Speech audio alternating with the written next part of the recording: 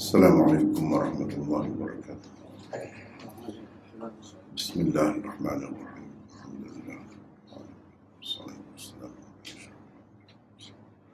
wa ala alihi wa ashabihi ajma'in. Rabbi yassir. Alhamdulillah, pagi ini kita dapat bersama lagi dalam kuliah Sahih Bukhari dan kita telah sampai ke bab 71. Hari ini kita akan baca bab 71. Masih lagi nota yang ke-13. Bab ke-71 ni pada muka surat 1206, iaitu babu taswiyatus sufuf inda al-iqamah wa ba'daha. Bab meluruskan saf-saf ketika diiqamah dan sesudahnya. Di bawah bab ini ada dua hadis, yaitu hadis yang ke-717. Wa bihi qala haddatsana Abu al-Walid Hisham bin Abd al-Malik qala haddatsana Syu'bah qala akhbarani Amr bin Murrah قال سمعت سالم بن أبي الجعد قال سمعت النعمان بن بشير يقول قال النبي صلى الله عليه وسلم لتسون صفوفكم أو ليخالفن الله بين وجوهكم. Imam Bukhari dengan sanadnya meriwayatkan daripada An-Nu'man bin Bashir. Beliau berkata, Nabi SAW bersabda, luruskanlah saf-saf kamu. Kalau tidak, pasti Allah akan menjadikan kamu berselisihan. Hadis yang ke-718. Wa bihi qala haddatsana Abu Ma'mar qala haddatsana Abdul Warith an Abdul Aziz bin Suhaib عن أنس بن مالك أن النبي صلى الله عليه وسلم قال أقيموا الصفوف فإني أراكم خلف ظهري. Imam Bukhari dengan sanadnya meriwayatkan daripada Anas bin Malik bahawa Nabi SAW bersabda, luruskan saf-saf, sesungguhnya aku nampak kamu dari balik belakangku. Seterusnya bab yang ke-72, yaitu babu iqbalil imam ala nas inda taswiyatis sufuf. Bab imam menghadap ke arah makmum ketika meluruskan saf. Wa bihi qala haddatsana Ahmad bin Abi Raja qala haddatsana Muawiyah bin Amr qala haddatsana Zaidah bin Qudamah qala haddatsana Humaid الطويل قال حدثنا أنس بن مالك قال أقيمت الصلاة فأقبل علينا رسول الله صلى الله عليه وسلم بوجهه فقال أقيموا صفوفكم وتراصوا فإني أراكم من وراء ظهري. Imam Bukhari dengan sanadnya meriwayatkan daripada Anas bin Malik katanya, pernah ketika diiqamahkan untuk salat, Rasulullah SAW menghadapkan mukanya kepada kami seraya berkata, jagalah saf-saf kamu dan berbarislah dengan betul. Sesungguhnya aku nampak kamu dari balik belakangku. Itulah hadisnya satu saja di bawah bab ke-72. Oleh kerana dua bab ni lebih kurang hadis-hadisnya,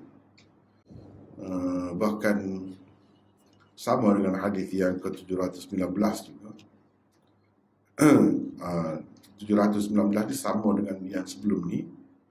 718 juga diriwayatkan daripada Anas. Baik, kita balik semula ke tempat mula-mula dibaca tadi, bab ke-71. Seperti biasalah, tajuk bab itu dibincangkan terlebih dahulu sebelum kita masuk kepada hadisnya. Ini bab meluruskan saf-saf ketika diiqamah dan sesudahnya. Ini sesudah diiqamah. Orang kita panggil, orang Kelantan panggil qamat. Qamat. Sedangkan asalnya iqamah. Qamat tu qamah maknanya lain, tapi dah bahasa kita gitu kan.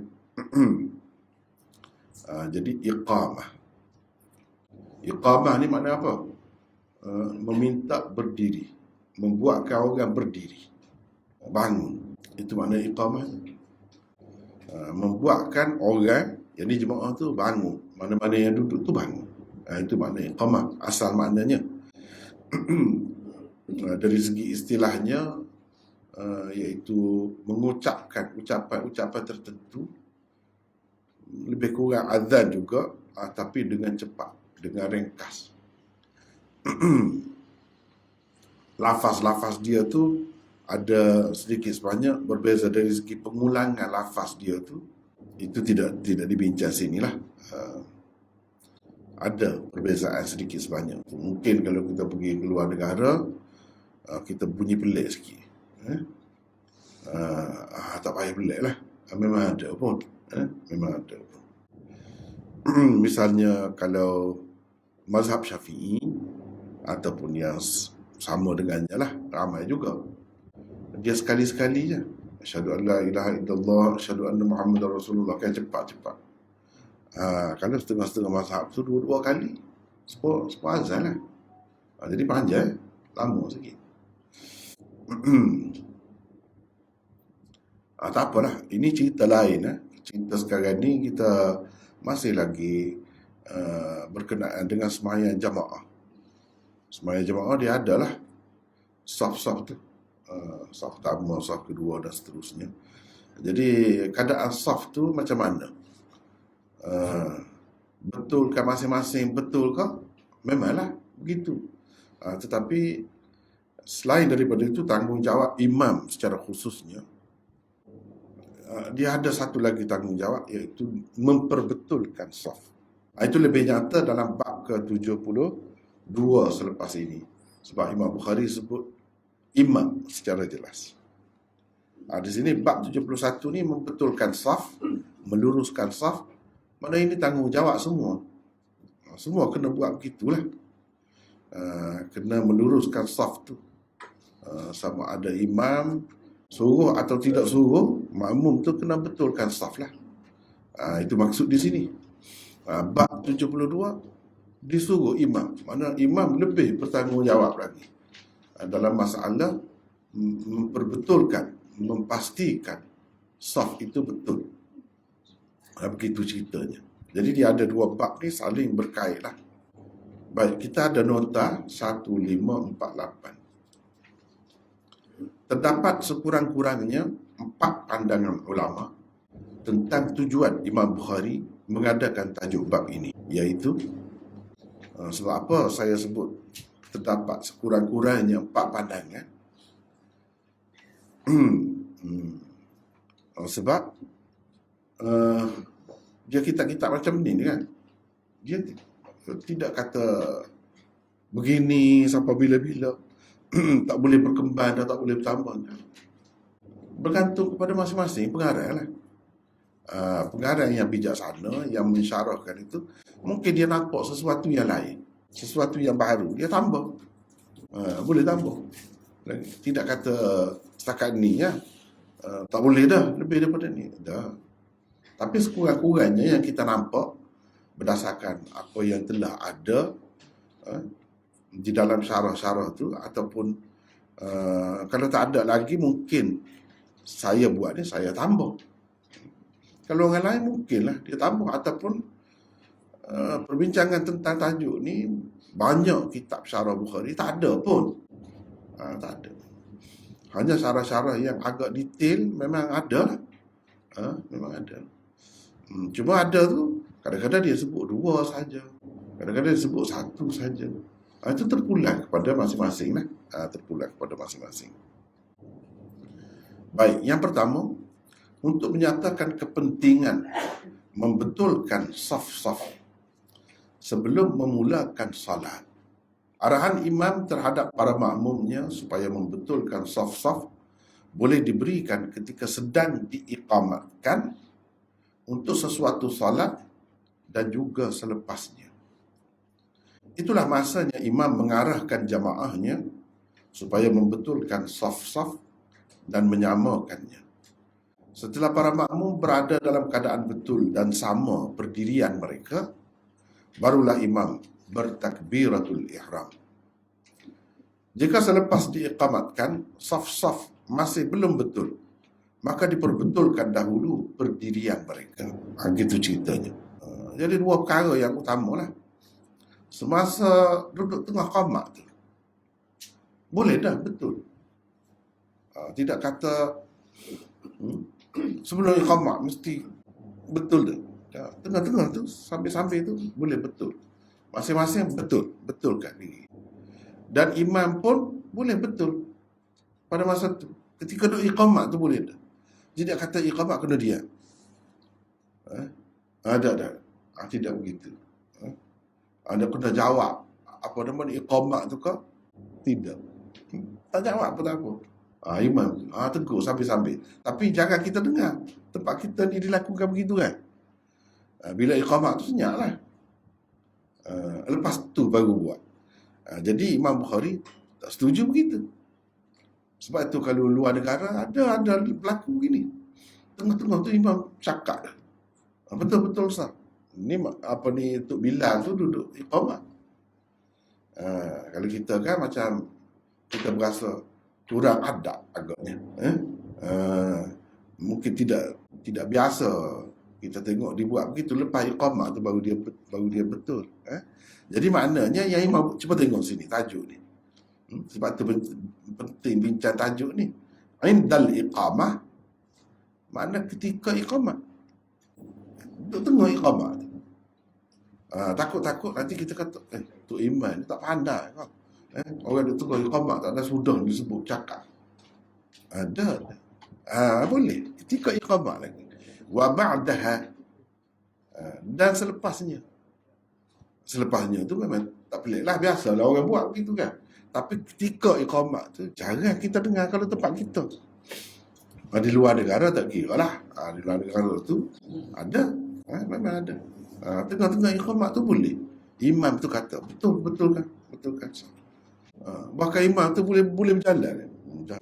Tengok saf tu. Gitu.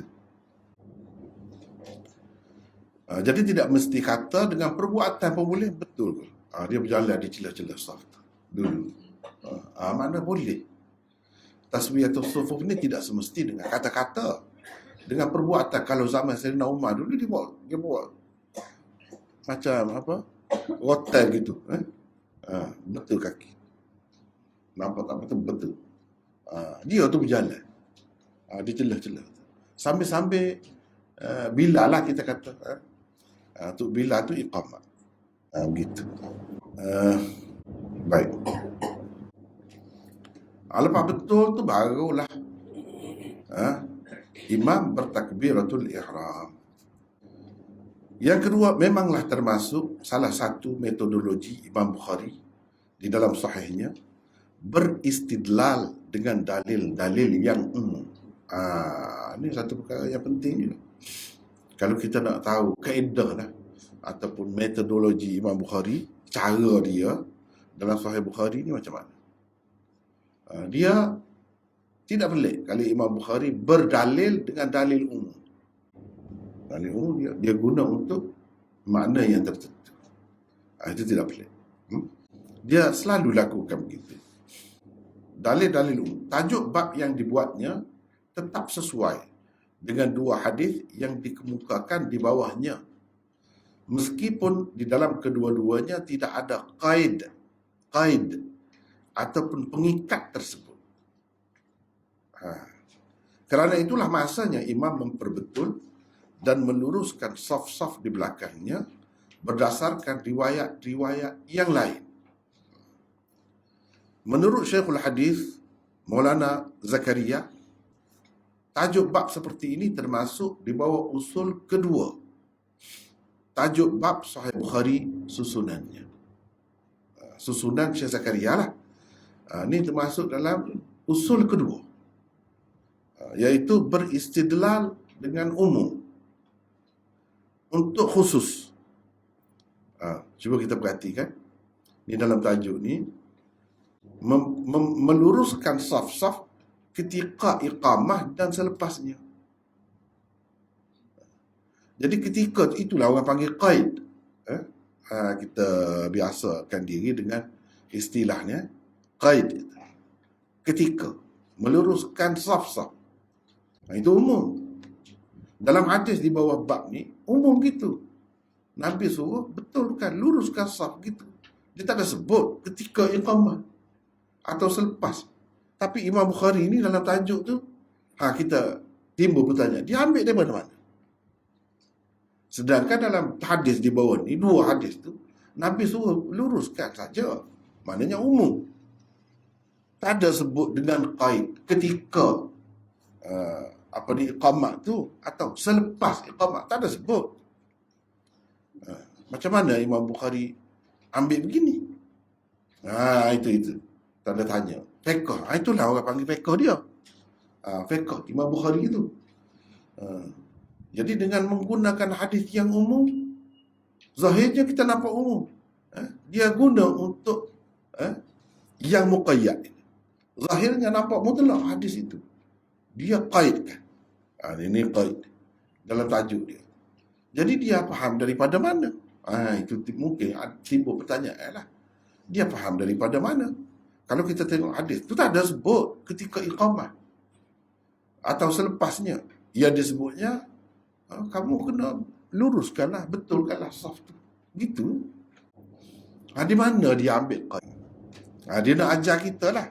Dia nak ajar kita kalau kita tengok seseorang imam mujtahid tu, dia berpendapat begini-begini.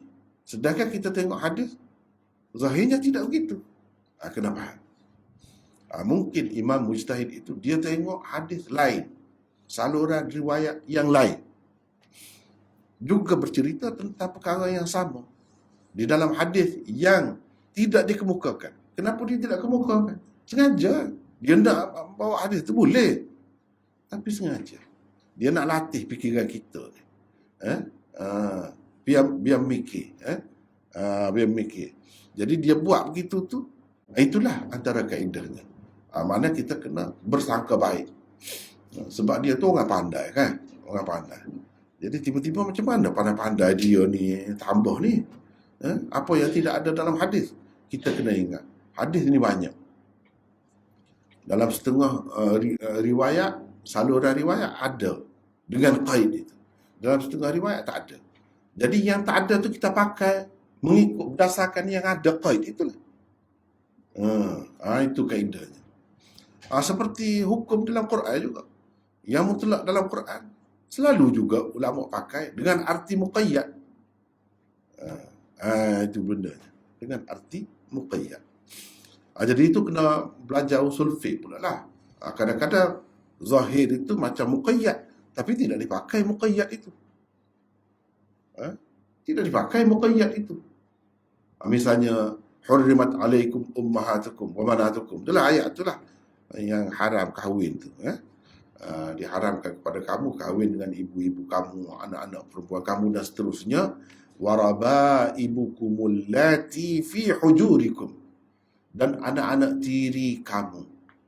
Anak-anak tiri yang di dalam haribaan kamu.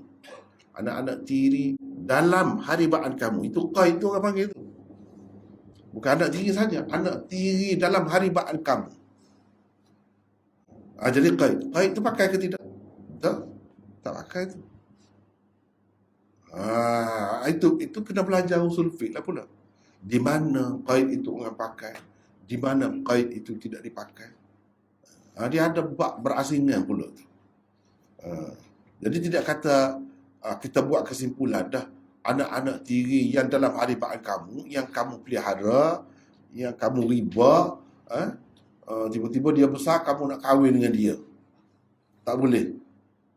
Kalau yang kamu asuh dia, kamu riba dia, kalau kamu tidak riba, bolehkah? Tak boleh juga. Tak boleh juga. Lepas tu apa maksud qaid? Qaid itu banyak maksudnya. Qaid itu banyak maksudnya pula. Ada kalanya qaid itu bukan nak cerita boleh tak boleh. Nak ceritanya memang tak boleh anak tiri tu. Kalau yang kita pelihara sendiri, masa dia budak lagi, dia kencing atas riba kita, itu lagilah tak patut. Dia memberi makna macam tu. Gitu. Dan banyak lagi lah, banyak dalam Quran, dalam hadis macam tu. Dia kena ikut kaedah lah. Wala tukrihu fatayatikum 'ala al-bigha in aradna tahassuna litabtaghu 'arada al-hayati ad-dunya. Contohnya la tukrihu fatayatikum 'ala al-bigha.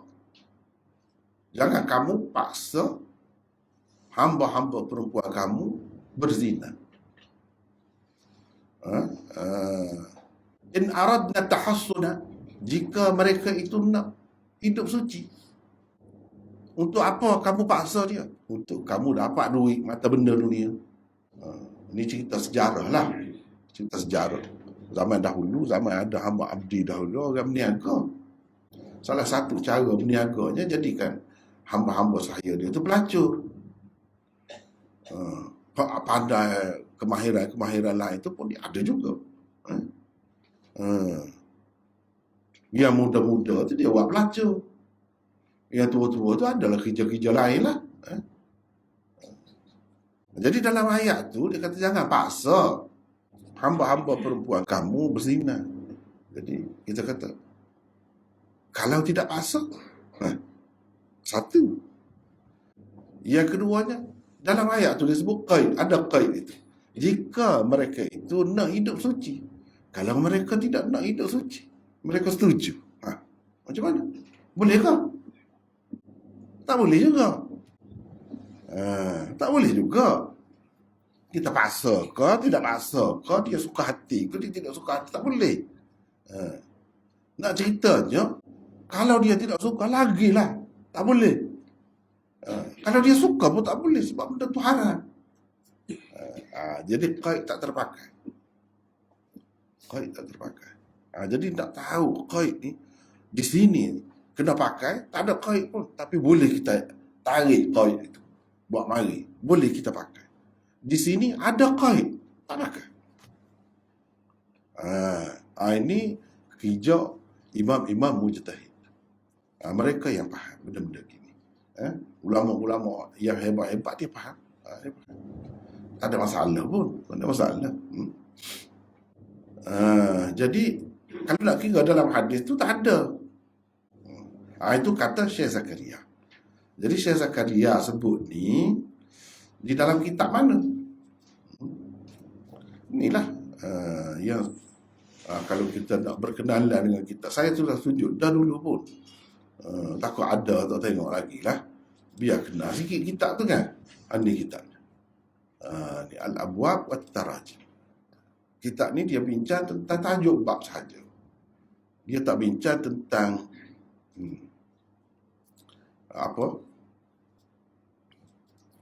tentang hadis dia tak bincang.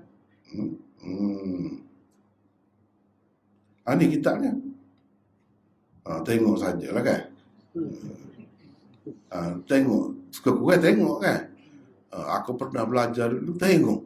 Tengok kitab tu. Jadi saksi mata gitu tu. Suka-sukanya. Ngaji sungguh, tengok. Ini satu edisi. Edisi lainnya ni. Edisi ni tulisan dia mudah sikit. Gitu, besar-besar gitu. Kitab sama. Kitab yang sama. Cuma yang ni bila dia buat macam ni, yang tadi tu dia jadi 5 jilid. Bila buat gini, tadi 2 jilid saja. Sebab dia halu-halu tulis tu. Rapat-rapat. Ni. Rapat-rapat tulis. Macam tidak bahasa Arab. Bahasa Arab tu. Bahasa Arab. Itulah dalam kitab ni lah dia sebut. Satu lagi kitab dia hadis syarah Syekh Zakaria, Lami'ud Darari. Hadis 10 jilid. Ni hadis tak ada ni 10 jilid ni. Dia ambil hadis tu mana-mana di bawah setiap bab tu mana-mana yang berkenaan saja, yang perlu disyarah saja. Jadi dianya kalau kita tengoklah, kalau kita ambil, kita tengok kitab ni. Ni Lami'ud Darari. Lami'ud Darari ni ni bahagian atas ni yang saya selalu sebut, Maulana Rashid Ahmad Gangohi. Ni atas ni Rashid Ahmad Gangohi. Di bawah ni ni Syekh Zakaria. Sebab itu orang panggil Syekhul Hadis dia. Sebab memang dia buat kerja sungguh hadis. Kalau di sana, kalau di India dan Pakistan, kalau sebut Syekhul Hadis, maksudnya dia. Padahal orang lain ramai lagi Syekhul Hadis. Sebab jasa dia sangat besar. Terutamanya dalam hadis lah. Dalam hadis. Jadi di bawah ni dia punya lah. Yang di atas ni Rashid Ahmad Gangohi. Gini kan Rashid Ahmad tulis gini kan? Dah. Jadi kerja ni bersambung-sambung. Ada kesinambungannya orang kata. Sambung-sambung. Ayah kepada Syekh Zakaria ni anak murid Rashid Ahmad Gangohi. Rashid Ahmad Gangohi macam saya ni, mengajar ni bahasa Melayu. Dia mengajar dalam bahasa Urdu. Anak murid ni terjemahkan ke dalam bahasa Arab. Siapa anak murid? Ayah Syekh Zakaria. Ayah dia tu alim dia. Lepas tu disambung oleh anak dia ni bawah ni. Mana-mana yang perlu dia hurai lagi, dia sambung. Sampai jadi 10 jilid. Itu cerita ni berkait dengan Sahih Bukhari lah. Dia tak ada hadis ni sini. Tak ada hadis. Kitab ni tak ada hadis. Dia ambil mana-mana berkenaan saja yang perlu disyarah. Itu jasa dia. Baik. Itu yang kedua. Yang kedua. Jadi itu biasalah Imam Bukhari cara dia gitu. Kenapa kita kata dia tak ambil yang ada qaid terus, barulah sesuai dengan tajuk dia. Dia nak suruh kita fikir. Dia nak suruh kita fikir. Sebab Imam Bukhari, sebab itu kita kena tahu apa tujuan dia tulis kitab dia ni. Masing-masing pengarang kitab hadis tu ada maksud dia. Maksud Imam Bukhari ialah melahir orang yang bijak dalam memahami hadis. Dan orang yang boleh berijtihad. Akhirnya bila belajar ni mampu berijtihad. Tapi dengan cukup syarat dia lah. Dengan cukup syarat dia lah. Kalau belajar sampai akhir habis dah. Tapi nak baca sendiri tak ada baris tak boleh. Tak boleh. Tak boleh. Dia kena boleh baca sendiri ya. Lepas tu boleh faham sendiri. Gini. Walaupun tak ada, kamu kena faham seperti aku faham lah. Dia nak ajar kita. Aku faham macam mana? Aku buat macam mana? Aku beristidlal dengan dalil yang umum. Ini salah satu kaedah. Dalil umum. Itu pandangan yang kedua. Yang ketiga. Ini Hafiz Ibn Hajar. Pula meletakkan tajuk bab ini di bawah usul ke-11. Daripada tajuk-tajuk bab di dalam Sahih Bukhari. Hafiz Ibn Hajar pun dalam syarah dia tu, dia sebut. Tajuk bab Imam Bukhari ni ada usul dia. Ada beberapa. Nombor 11 ni. Maksud di bawah nombor 11. Usul nombor 11. Iaitu mengisyaratkan kepada apa yang tersebut di dalam saluran riwayat yang lain. Kadang-kadang Imam Bukhari buat tajuk tu, kalau kita tengok hadis di bawah tu, di bawah bab tu tak ada sebut tu qaid tadi tu. Ketika iqamah, selepas iqamah, tak ada. Tapi dia letak dalam tajuk sebenarnya dia ambil daripada saluran riwayat yang lain yang bercerita tentang perkara yang sama. Dalam riwayat tu ada qaid. Itu kata Hafiz Ibn Hajar. Jadi nak ceritanya, nak ajar kitanya, seorang ulama hadis, nak jadi ulama hadis ni, bila dia tengok satu hadis yang mutlak, jangan berhenti setakat tu saja. Kena cari lagi, takut ada yang muqayyad di tempat lain. Gitu. Barulah seseorang itu akan jadi seorang mujtahid. Apabila dia ikut cara-cara begitu. Jangan tengok hadis umum, hadis mutlak, pakai yang umum, yang mutlak. Jangan begitu. Jadi itulah yang dilakukan oleh Imam Bukhari di sini. Sebab itu kalau kita tengok dalam riwayat yang lain memang ada pun. Memang ada. Baik, nanti saya tunjuk pula. Walaupun qaid yang disebut oleh Bukhari di dalam tajuk bab ke-71 ini tidak terdapat di dalam kedua-dua hadis yang dikemukakan di bawahnya. Namun ia memang tersebut di dalam saluran-saluran riwayat yang lain. Sebagai contohnya, hadis An-Nu'man bin Bashir juga. Ini perawi di bawah ni Imam Bukhari ambil daripada Nu'man bin Bashir. Itu pun Nu'man bin Bashir juga yang dikemukakan oleh Muslim di dalam sahihnya. Di dalamnya tersebut Nabi SAW berkata begitu, la tusawwunna sufufakum, ketika baginda berdiri dan hampir saja bertakbiratul ihram. Maknanya itu menunjukkan selepas qamat tu orang tidak takbir tu. Masih lagi Nabi duduk kata begini ni ketika hampir dia bertakbir. Tidak kata kena iqamat lain pula lah. Lepas iqamat tu boleh bercakap lagi. Terutamanya yang ada kaitan dengan salat ini. Di dalam hadis Anas, di bawah tajuk bab ke-72 selepas ini pula, tersebut kata beliau, uqimatis salah. Fa'aqbala alaina Rasulullah sallallahu alaihi wasallam biwajhi.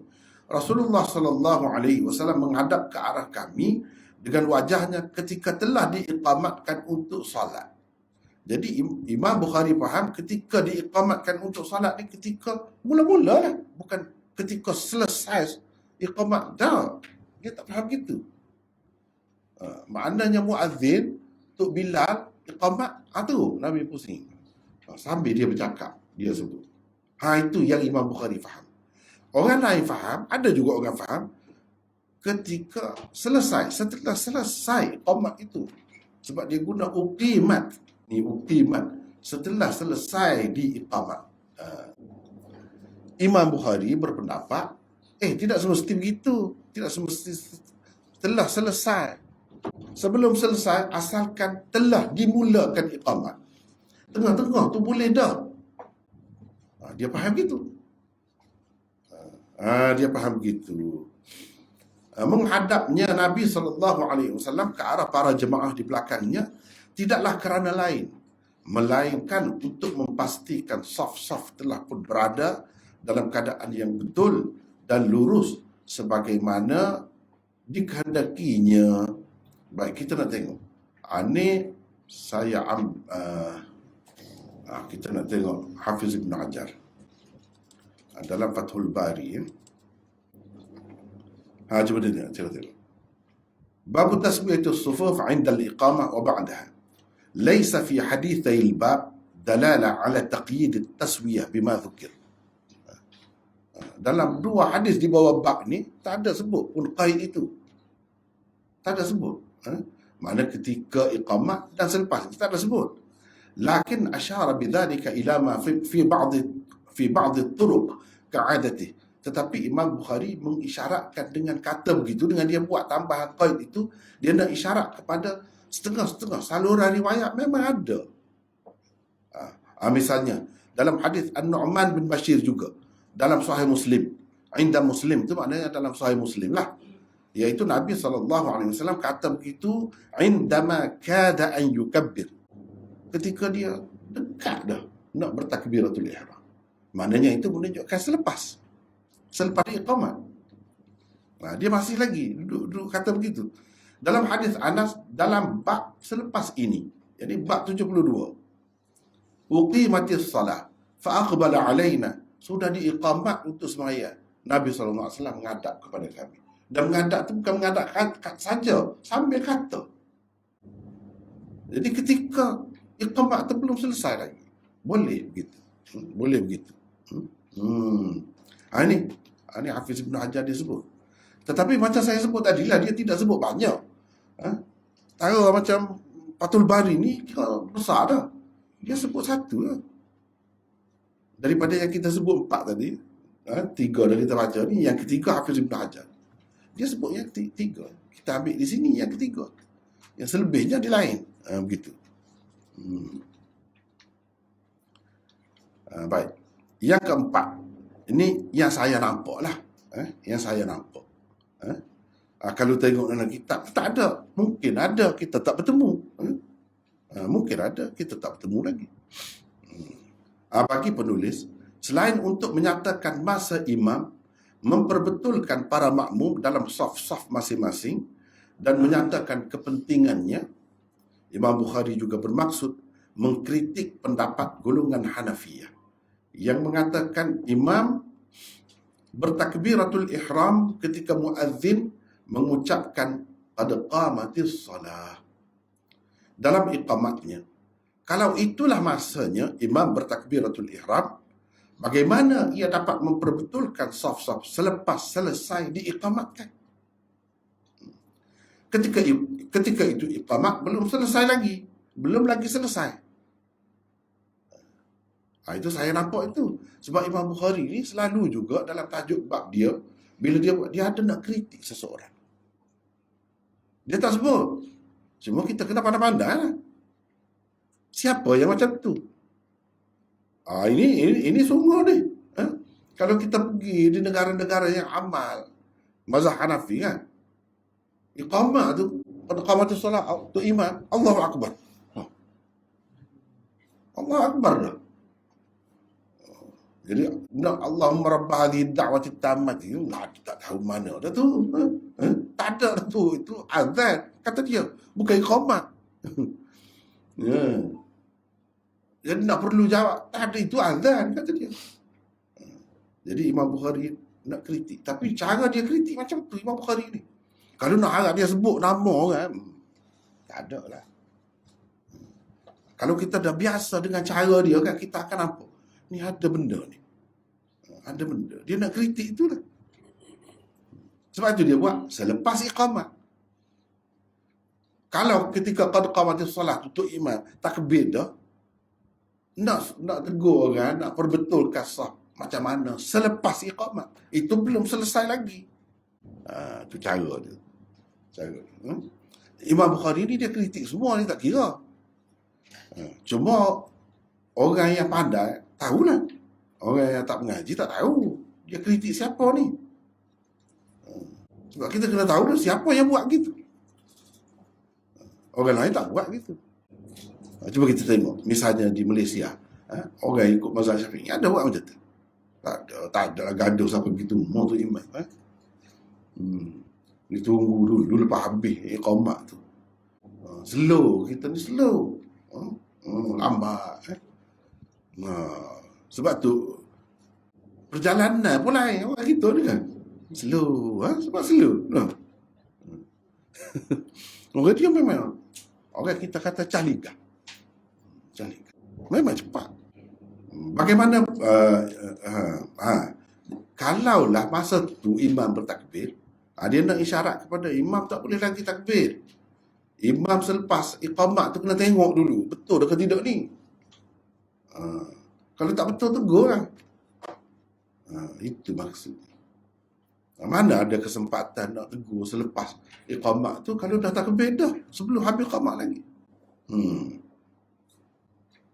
Satu persoalan timbul tentang tajuk bab ke-71 di atas. Iaitu dari mana Imam Bukhari menyimpulkan dua qaid yang dikata pengikat yang dikemukakannya di dalam tajuk bab itu. Ketika di iqamah dan sesudahnya, inilah yang dimaksudkan qaid itu. Jadi meluruskan saf itu ketika itu. Dia ambil daripada mana? Sedangkan di dalam kedua-dua hadis di bawah, yang dibawa beliau di bawah bab ini, tidak ada pun qaid itu. Itu biasalah. Qaid itu satu istilah. Kita pun elok juga kalau kita biasakan kan. Banyak kan yang kita ambil dari istilah Arab tu. Jadi kita ambil satu lagi, qaid. Dia bercakap tu dengan ada qaidnya. Saya boleh pergi dengan syarat. Syarat tu qaid lah tu. Ikutlah syarat ke apa, sifat ke. Tu qaid semua tu. Ambil baju tu, ambil kopiah yang hitam. Contohnya. Yang hitam tu qaid lah tu. Jadi qaid ni banyak bentuk. Banyak bentuk. Maknanya dia tidak nak yang warna lain, yang warna tu. Qaid lah tu. Jangan kita kata, tadi suruh ambil kopiah. Saya marilah kopiah. Cakap dah kan, kopiah hitam. Apa buat mari kopiah putihnya? Ada qaid dah kan tadi. Itu qaid. Jadi qaid dia banyak bentuk. Saya akan berdiri kalau awak berdiri. Kalau awak berdiri, itu qaid lah tu. Jadi banyak bentuk qaid ini. Tidak ada qaid itu. Qaid ini kalau kita kata pengikat lah, pengikat dalam ayat tu. Bagaimana beliau menentukan dua masa itu untuk imam membetul dan meluruskan saf-saf di belakangnya? Tidak bolehkah saf-saf diperbetulkan sebelum iqamat? Mungkin kita tanya begitu. Tak boleh. Kenapa saf tidak diperbetulkan sebelum iqamat? Selepas iqamat? Dua jawapan telah diberikan oleh para ulama terhadap kemusykilan tersebut. Satu, sabda Nabi sallallahu alaihi wasallam, la tusawwunna sufufakum, di dalam hadis ke-717 di atas, merupakan jumlah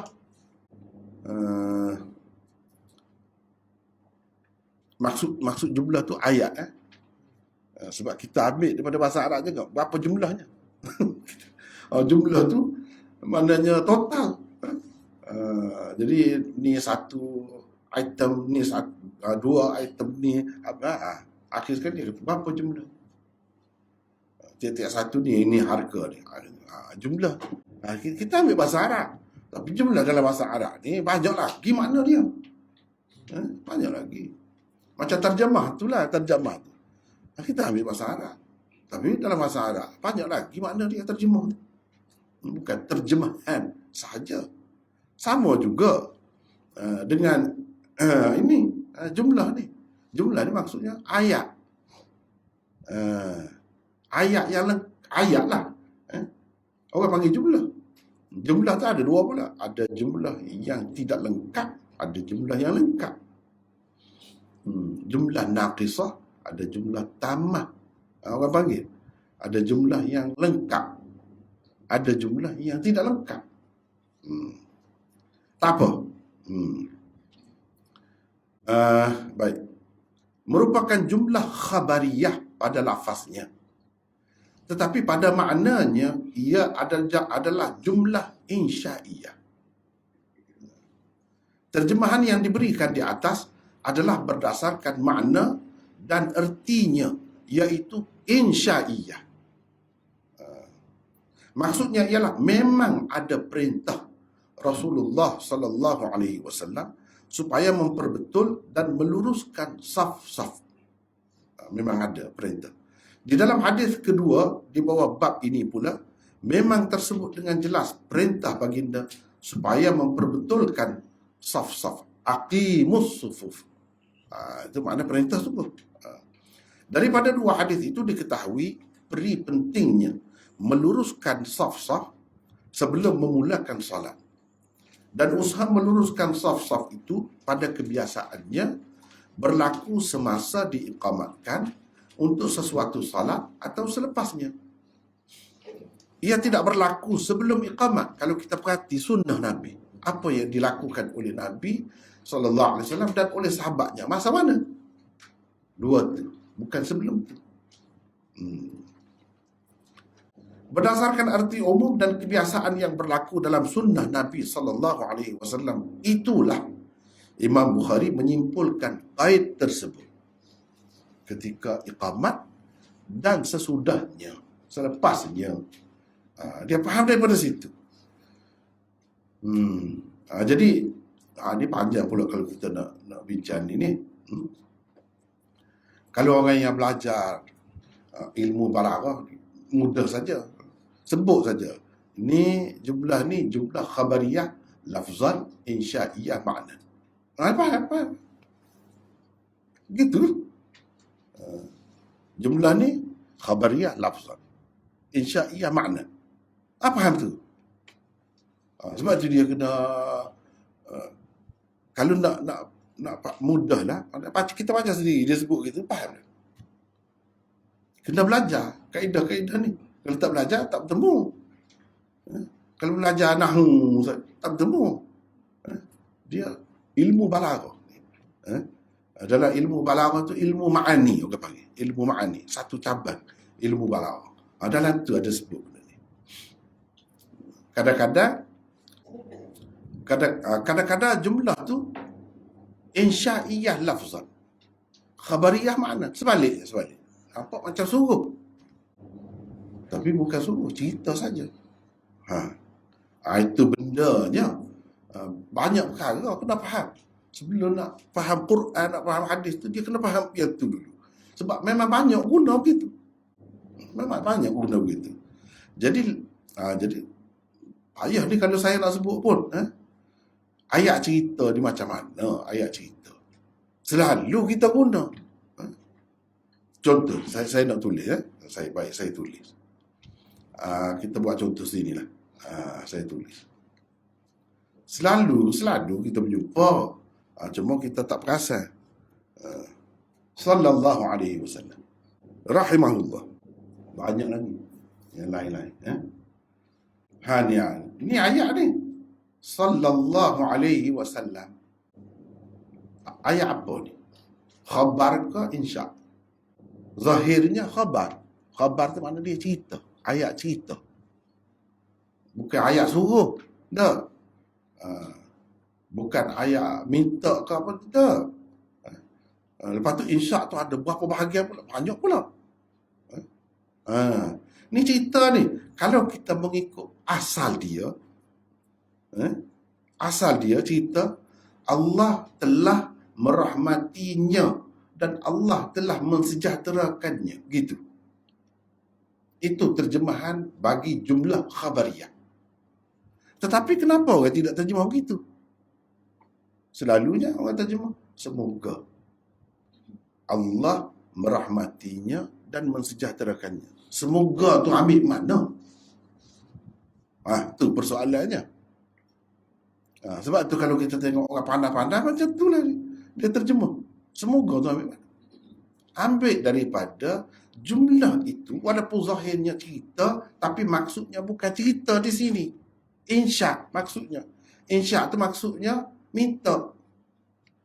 Semoga harapan kita minta dengan Allah. Doa tu insya lah. Itu ayat insya orang panggil. Bukan ayat khabar. Tapi zahirnya khabar. Tapi maksudnya bukan khabar. Insya tu doa, suruh, larang, harapan. Itu semua insya. Jadi kita nak tahu macam mana? Itu kena belajar.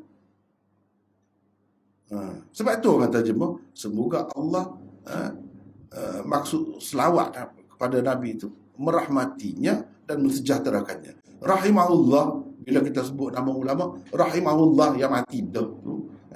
Yang mati dah biasanya orang sebut beginilah. Semoga Allah merahmatinya. Semoga tu mari mana? Ni ayat khabar ni kan nak kira ni. Ya, kalau kita nak kira asal dia, Allah telah merahmatinya. Mana kita tahu Allah telah merahmatinya? Mana kita tahu?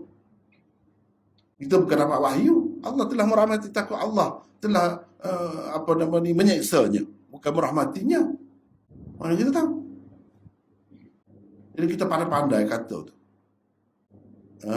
Kalau khabar memberi makna, kita tahu. Dan kita cerita, Allah telah merahmati orang mati itu, ulama tu. Kita tahu mana? Kita dapat wahyu ke? Tidak. Lepas tu, di sini betul khabar. Ayat tu khabar, cerita. Tapi bukan maksudnya khabar, cerita. Maksudnya doa. Jadi bila doa tak timbul lah masalah kita tahu melalui wahyu ke apa ke. Memang kita minta dengan Tuhan. Semoga Allah merahmatinya. Gitu. Semoga tu mari mana? Itu benda. Situ benda. Jadi benda-benda gini kan. Usah kau orang hak tak mengaji. Hak mengaji pun tak tahu lagi ni. Kalau bertemu tak boleh tentu lagi ni, boleh pasti lagi ni. Dia boleh cerita apa ni, apa cerita yang jadi gini. Gitulah. Supaya juga Nabi SAW bersabda, "Idza lam tastahi fasna' ma syi'ta." Kalau kamu sudah tidak malu, buatlah apa yang kamu nak. Apa dia nak cerita? Baik, kita tulis. Biar mudah nampak sikit kan. Idza lam tastahi fasna' ma syi'ta. Ini kelebihan harga ni kan? Kelebihan. Kita boleh tengok. Ma syi'ta. Fasna' ma syi'ta. Cuba kita perhati. Kalau kamu sudah tidak malu, Nabi kata, fasna' ma syi'ta. Kamu buatlah apa yang kamu nak. Fasna' ni amar ni. Amar ni termasuk dalam insya. Nabi suruh kau. Nabi suruh kita buat kau. Apa yang kita nak. Bila kita tak malu, Nabi suruh. Memang Nabi suruh. Ikutlah. Nak buat apa pun. Nabi suruh. Betul ke dia suruh ni? Gitu. Ini orang panggil ayat ni insyaiyah lafzan khabariyah makna. Sebalik tadi. Zahirnya nampak macam insya, macam suruh. Tapi bukan maksud suruh sini. Maksudnya nak cerita. Memang manusia ni kalau dia sudah tidak malu kan, dia akan buat apa saja yang dia nak. Itu maksud dia. Bukan cerita tu. Kalau mengaji ni, antara cerita dengan antara orang kata, kalau guna istilah baru senang kan. Kalau mengaji tu, tak boleh nak beza lagi. Antara khabar dengan insya. Habislah. Ngaji gapo? Tak boleh lagi tu kalau lagu tu. Tak boleh nak beza lagi. Insya dengan khabar pun tak boleh nak beza lagi. Orang kata. Kalau hak rendah lagi, jam jeruk pun tak faham lagi. Nak kecek apa tu lagu tu?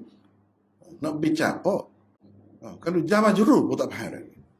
Tu kalau hak bawah lagi lah. Tu berkait dengan nahu. Orang belajar nahu faham lah. Ni tak ada. Ni dalam bab nahu ni. Dalam balaghah. Nabi SAW kadang-kadang bercakap begini. Kita kena faham.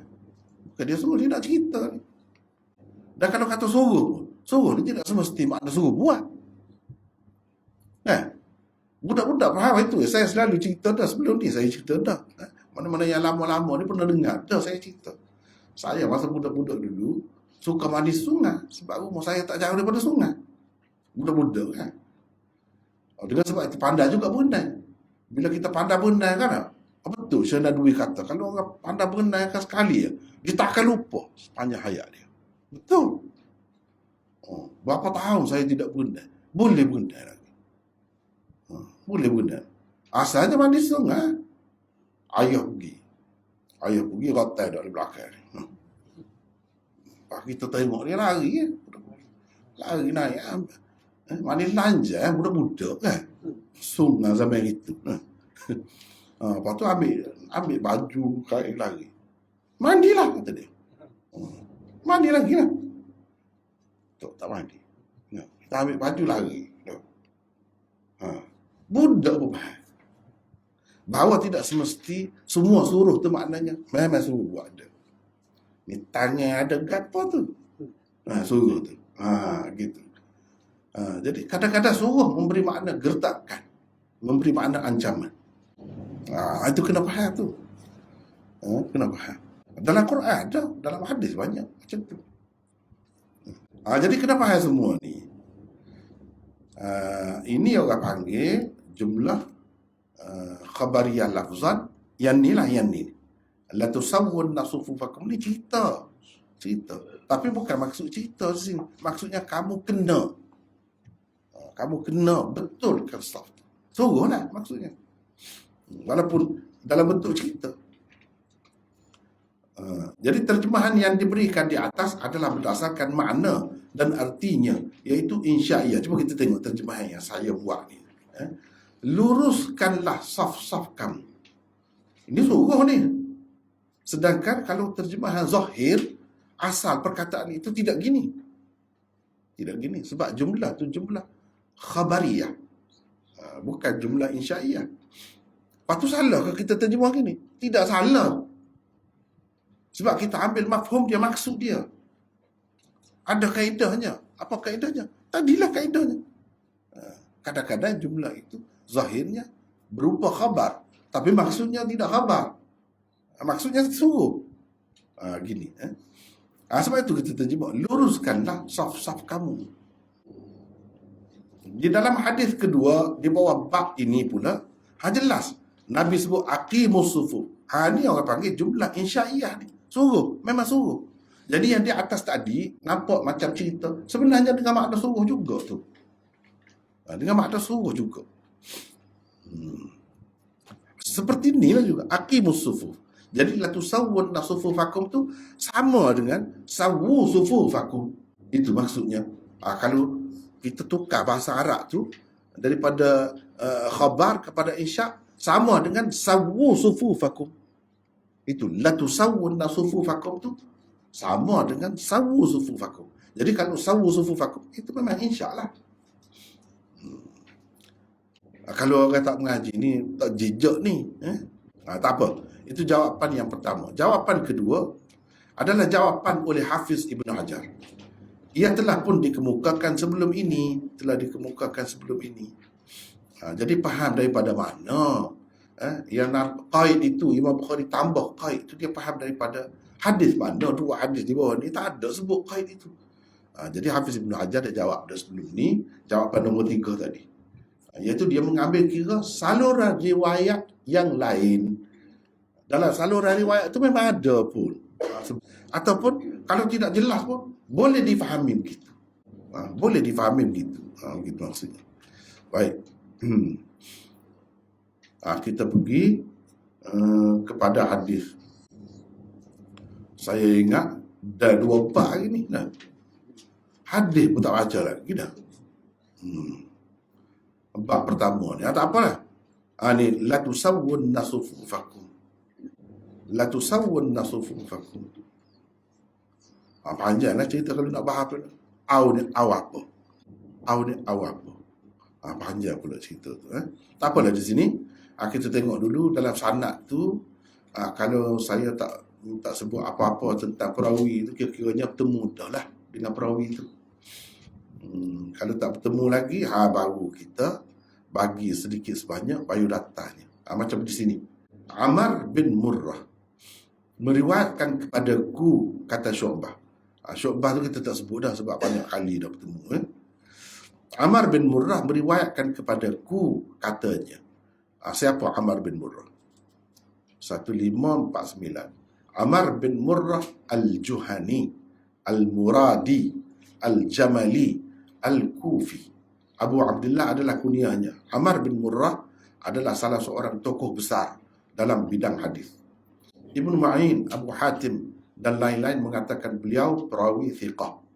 Kata Ali Ibnu al-Madini, beliau mempunyai kira-kira 200 hadis. Menurut Abu Nuaim dan Ahmad bin Hanbal, Amar meninggal dunia pada tahun 116 Hijrah. Semua yang kita sebut ni ada makna tu. Cuma kita nak ringkas biarlah. Meriwayatkan kepadaku, katanya aku mendengar Salim bin Abil Ja'ad. Ini seorang lagi. Salim bin Abil Ja'ad. Siapa Salim bin Abil Ja'ad? Tengok nota di sini. Al-Ashja'i, Al-Kufi, Al-Faqih. Nama sebenar Abil Ja'ad ialah Rafi'. Ibnu Ma'in, Abu Zur'ah dan An-Nasai mengatakan Salim seorang perawi thiqah. Jadi ni Ibnu Ma'in, Abu Zur'ah, An-Nasai ni orang panggil tokoh-tokoh ulama rijal. Rijal hadis. Dia bukan ulama hadis biasa tu. Dia tokoh rijal. Dia kenal sangat tentang perawi-perawi ni. Jadi orang pakai apa yang dia katakan. Dia kata thiqah, boleh jadi bukti. Bukan sembarangan orang. Bukan semua orang layak ni. Kalau kita bawa mari, walaupun dia alim pun, dalam fiqh kita mari pendapat dia, orang tak pakai. Dia kata thiqah. Dia siapa? Dia ulama rijal ke? Kalau kita buka kitab rijal, ada ke nama dia? Tak ada. Nama-nama ni selalu bertemu.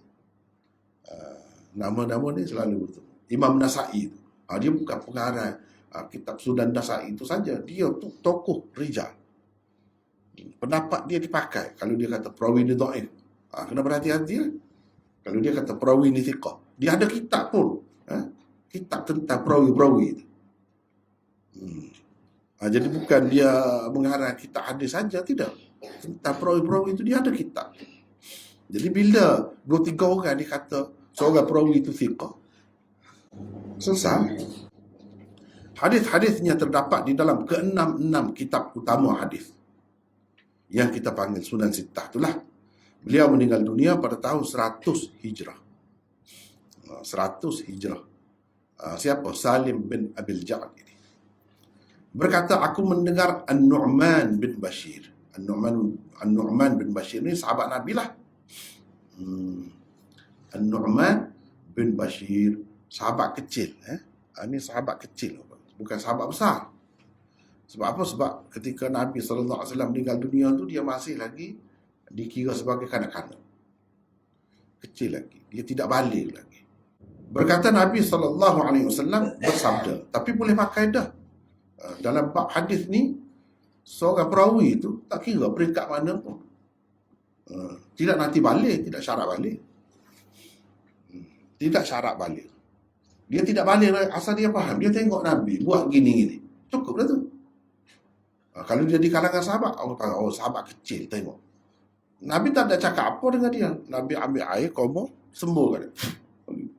Nabi bergurau dengan sahabat dia. Dia ingat sampai mati.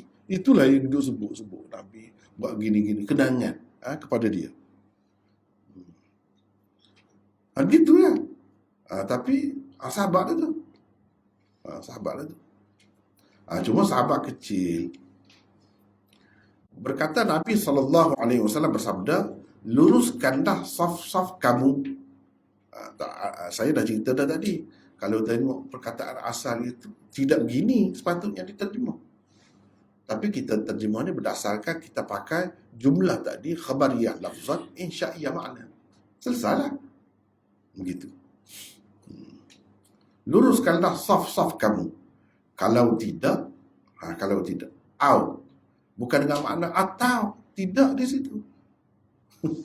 Di situ bukan makna tidak. Dengan makna kalau tidak. Kalau tidak. Allah pasti akan menjadikan kamu berselisihan. Allah pasti akan menjadikan kamu berselisihan. Ni, cuba kita tengok. La tusawwunna. Ada nun taukid. Memberi makna semua ni. Ada lam ni. Lam taukid juga. Lam qasam orang panggil. Ni lam ada juga di sini. Lam qasam. Lam muwatti'ah lil qasamil mahdzuf. Dipanggil. Kemudian ada nun taukid. Nun taukid pula nun taukid thaqilah. Bukan nun taukid khafifah. Maknanya, sebab itu kita terjemah pasti. Pasti. Kalau tidak, Allah pasti akan menjadikan kamu berselisihan. Berselisih apa? Yang ini pendapat dan sebagainya dalam kehidupan ini. Jadi benda tu sebagai pengukur juga tu. Sebagai pengukur, sebagai kita boleh tengoklah macam mana duduk khilaf dalam masyarakat kita. Dia semaya pun sah pun tak betul. Itu tanda dia tu. Itu pengukur dia tu, alat pengukur dia tu. Satu hal tak betul tu, renggang-renggang pula tu. Cuba tengok semaya jemaah kan. Semaya jemaah lah biasanya ramai kan. Kosong tak naik dah di bawah ni. Dia tinggal kosong. Ini sebab kejahilan. Kalau dia orang mengaji, dia tak kebedah pun, boleh berjalan lagi. Naiklah. Penuhkan tempat kosong tu. Tapi dah tak belajar. Kosong. Itu semua tu, inilah yang Nabi cerita. Apa tu berselisih sangat pun. Balas belakang dah. Tidak dalam politik saja dah. Dalam agama pun boleh. Inilah jadi. Kita dah nampak dah tu. Baik, 1551. Perkataan wujuhikum. Au la yukhalifanna Allah. Au la yukhalifanna Allah. Ni. Baina wujuhikum. Baina wujuhikum. Wujuhikum jika dipakai dengan arti diri-diri kalian. Diri-diri kamu membawa maksud dia, yakni Allah, pasti akan menjadikan kamu saling berbalah, bermusuhan dan benci membenci. Ini hak pasti akan berlaku. Memang itu sunnatullah. Kita tak boleh kata apalah kepada Allah. Kenapa kita tak boleh bersatu? Kenapa kita?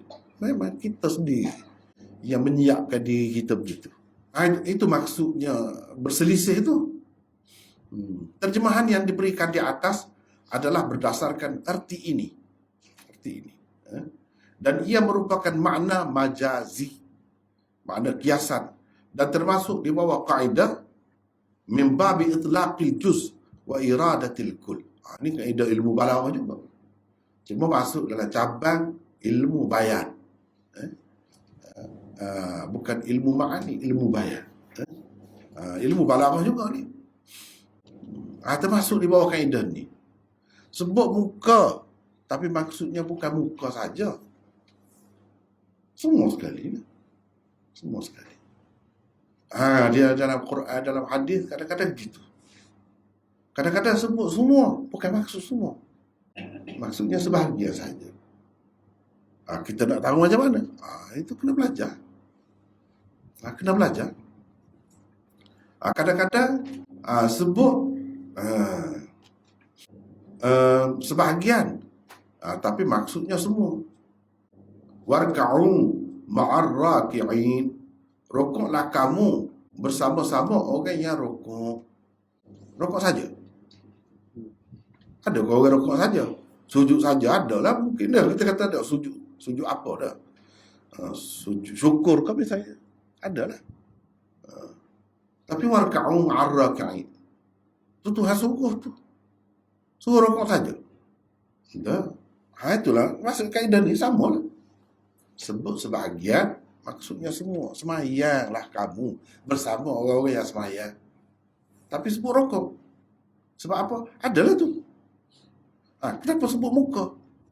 Padahal berselisih tu, hati pun berselisih. Semua sekali lah berselisih.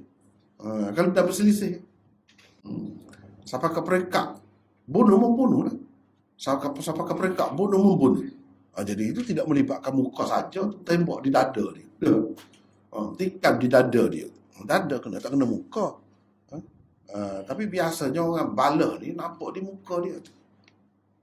Dia masak, dia paling tak suka.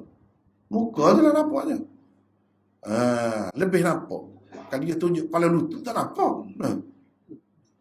Muka baru nampak. Dia benci ke suka ke. Sebab itu disebut muka tu secara khusus. Begitu juga rokok dan sebagainya. Itu rukun penting. Daripada situlah kita faham. Rokok ni satu rukun dalam sembahyang. Tak ada rokok tu tak sah. Kecuali sembahyang-sembahyang tertentu tak kira lah tu. Kalau sembahyang yang biasanya disebut sebagai sembahyang ni, dia ada rokok. Sebab rokok tu rukun. Sebab itu disebut secara khusus. Dia tak sebut tidak penting, tak penting, tak apa kalau tak buat. Dia sebut kalau tak buat benda ni tak boleh. Tak sah sembahyang. Tak padan dengan sujud sahwi, tak padan. Tak padan. Jadi ini orang panggil min bab itlaqil juz wa iradatil kull.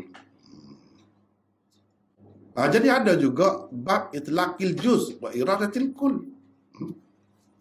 Ada juga sebut kul, sebut keseluruhan tapi maksudnya sebahagian. Ikat lembu tu, pergi ikat lembu tu. Contohnya. Lembu tu semua sekali ya, nak ikat semua. Dah ikat tekak dia tu. Ikat tekak dia tu, ikat di hidung dia saja, itu ikatlah tu maksud. Sebut semua, tapi bukan maksud semua. Bukan nak suruh ikat berkah habis tunggu tubuh dia. Tak. Tidak gitu. Bahasa kita begitu. Sebab semua, tapi tidak maksud semua. Ada kalanya gitu. Kita selalu katakan, baca Quran. Baca dah Quran. Itu sebut Quran, tapi maksudnya sebahagian. Itu bukan baca sebuah Quran. Baca lah satu juz tadi. Ayah tanya, baca dah kau Quran ini? Baca dah. Quran itu tidak semua 30 juz. Ya. Kalau dia maksudkan dia baca setengah juz, beberapa surah, Quran juga kan? Betul juga, itu tidak berdusta. Tidak berdusta. Itu orang panggil sebut umum tapi maksudnya sebahagian. Banyak dalam bahasa kita begitu. Makan nasi dah. Makan dah. Pada nasi dapur sepuyuk banyak. Kita makan sepuyuk semua tu kan. Tidak nasi kau lebih. Nasi juga kita makan sepinggan tadi. Itu sebut umum tapi maksudnya sebahagian. Sebanyak yang kita boleh makan lah. Takkan makan sepuyuk besar tu. Benda begitu. Banyak sangat benda-benda macam. Dalam bahasa kita pun ada. Itulah yang saya selalu sebut tu. Dalam bahasa kita dia panggil apa tu? Kaedah apa tu? Sedangkan banyak guna. Seperti bahasa Arab juga, seperti bahasa lain ada guna. Tapi termasuk di bawah kaedah apa? Kalau bahasa Arab ni sebenarnya saya dah sebut dah. Ni kaedah ni lah. Kaedah ni duduk dalam bab mana? Ilmu bayan. Duduk bawah ilmu bayan tu bab mana? Bab majaz mursal. Boleh sebut. Boleh sebut kan tu? Buka saya bertemu lah. Jika perkataan itu dipakai dengan arti zahir dan arti sebenarnya. Kalau muka sungguhlah. Muka sungguhlah. Maka ia berarti Allah pasti akan menyelisihkan muka-mukamu. Muka sungguh, maksudnya muka sungguh. Bukan muka dengan arti keseluruhan, tidak. Sebab kita tak tahu Nabi guna begitu. Tapi kalau mengikut kaedah bahasa Arab, boleh dengan makna macam ni pun boleh, dengan makna macam ni pun boleh. Sebab itu ulama bagi pendapat macam-macam tu, dia kata boleh jadi gini, boleh jadi gini. Kalau kita pakai dengan arti zahir, maka ia berarti Allah pasti akan menyelisihkan muka-mukamu. Dengan arti dia akan menjadikan kamu seperti orang-orang yang tidak mengenali satu sama lain. Kalau orang tidak kenal kan kita berselisih. Adakah kita tegur, paling, tanya khabar, senyum? Berapa banyak kita berjalan, dah pergilah dekat Menara Berkembar, dekat Kuala Lumpur tu kan? Orang entah mari dari mana, kita lalu selisih. Muka kita tak paling. Tuhan akan buat macam tu. Padahal kita kenal dia. Kita mesra dulu, orang bala lah ke mana, betul lah. Tak paling dah. Selisih macam tak ada. Jadi gitu. Muka lah gitu tu muka. Seperti tidak kenal satu sama lain. Atau mengubah wajahmu dengan wajah makhluk yang lain seperti keledai, kera dan lain-lain. Atau menjadikan muka-mukamu tidak mengarah ke hadapan lagi. Sebaliknya akan terpusing ke belakang misalnya. Sehingga kamu tidak lagi secantik yang kelihatan sebelum itu. Ini akibat ni boleh berlaku. Akibat ni yang jelasnya ada berdasarkan hadis di mahsyar nanti. Dalam dunia tidak. Tapi dalam dunia ada juga. Kita tengok dalam Quran pun disebut kunu qiradatan khasi'in. Jadilah kamu kera yang hina. Memang jadi kera sungguh. Bani Israel. Tapi benda tu jangan berlaku. Jangan berlaku. Kalau Allah SWT nak buat, boleh. Memang telah berlaku dalam sejarah. Tapi setengah ulama kata memang gini sungguh. Muka sungguh. Tapi muka ni bukan di sini. Bukan di dunia. Di akhirat. Sebab itu dalam hadis sebutkan orang yang mendahului imam dia. Imam dia tak rokok. Lagi dia rokok dah. Imam dia tak angkat kepala lagi daripada rokok. Dia angkat dah. Kepala tu akan ditukar jadi kepala keledai besok. Di mahsyar. Orang kita panggil pada mahsyar. Di sana dia betul jadi gitu. Maknanya kalau tengok lagu tu keadaan, kan tahu lah. Pada masa tu tahu lah.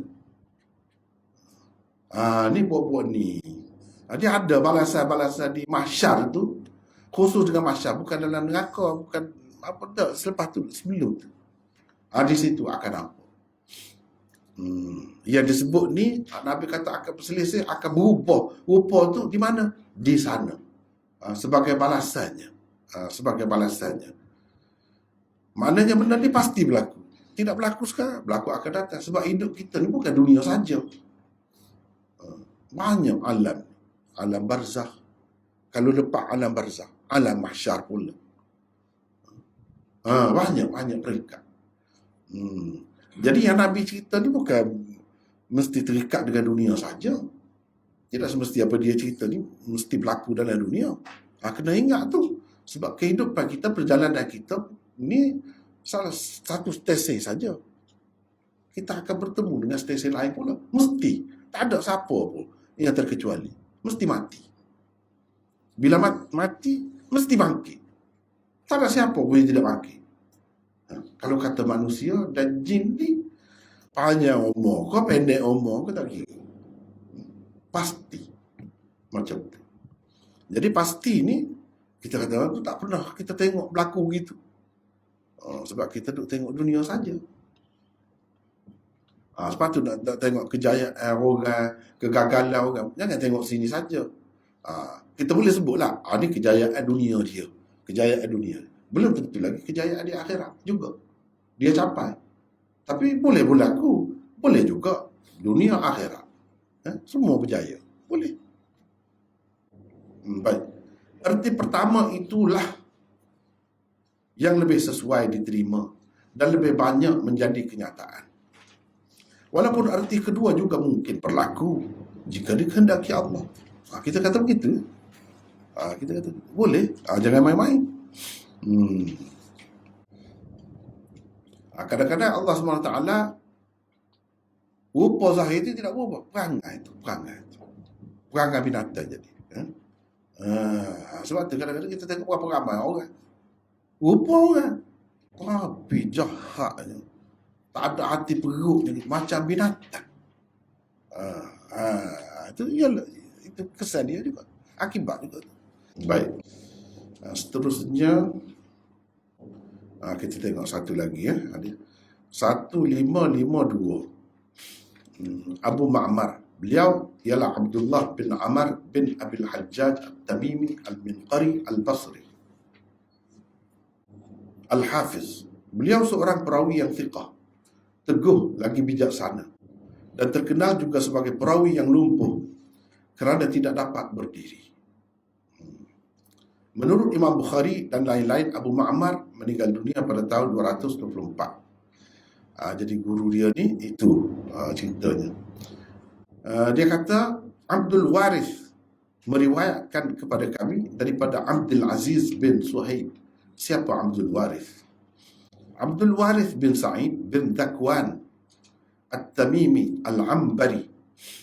Beliau adalah salah seorang tokoh yang dituduh berfahaman Qadariyah.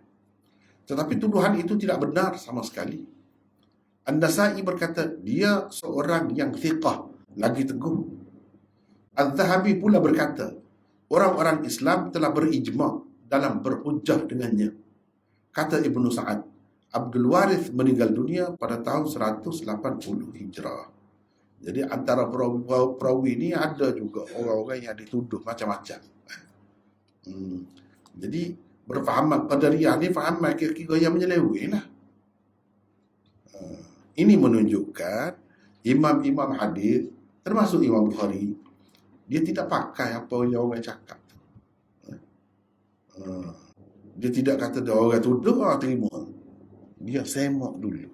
Begitu sepatutnya kita. Itulah yang kita belajar dalam hadis ni begitu. Tak boleh nak tuduh orang tak satu kali. Tak satu pasal. Tuduhan itu masing-masing lah. Zaman masing-masing lah. Kalau zaman tu dituduh Qadariyah. Orang nak suruh, orang tak pakai dia lah. Jadi bila tuduh Qadariyah ni satu cabang Mu'tazilah lah. Ada Mu'tazilah, orang Sunni tak boleh pakai. Tawar dah lah terhadap dia. Cara nak tawar, kita kata nak orang Kelantan kata nak tawar. Biar jadi tak masing. Tuduh dia. Kata macam-macam. Lepas tu punca dia panggil mana? Syaitan. Nafsu. Tu lah. Syaitan sukalah. Dia orang tak belajar dengan dia. Tak belajar dengan dia. Padahal tidak gitu pun. Ni bukti bahawa imam-imam hadis ni orang yang waras. Dia tidak mudah nak terima apa-apa orang kata. Tidak. Jadi kita pakai orang-orang yang waras ni lah. Kita pakai. Jangan kira orang tak waras tu tuduh tu. Bila-bila masa pun ada. Bila-bila masa pun ada. Syekh Ahmad Ali Lahori, seorang dipanggil Syekhut Tafsir di Pakistan. Dia ada kitab tafsir dia. Dengan saya pun ada. Saya tahu di bekas Menteri Besar kita, Tuan Guru Ni Abdul Aziz, belajar dengan dia tafsir.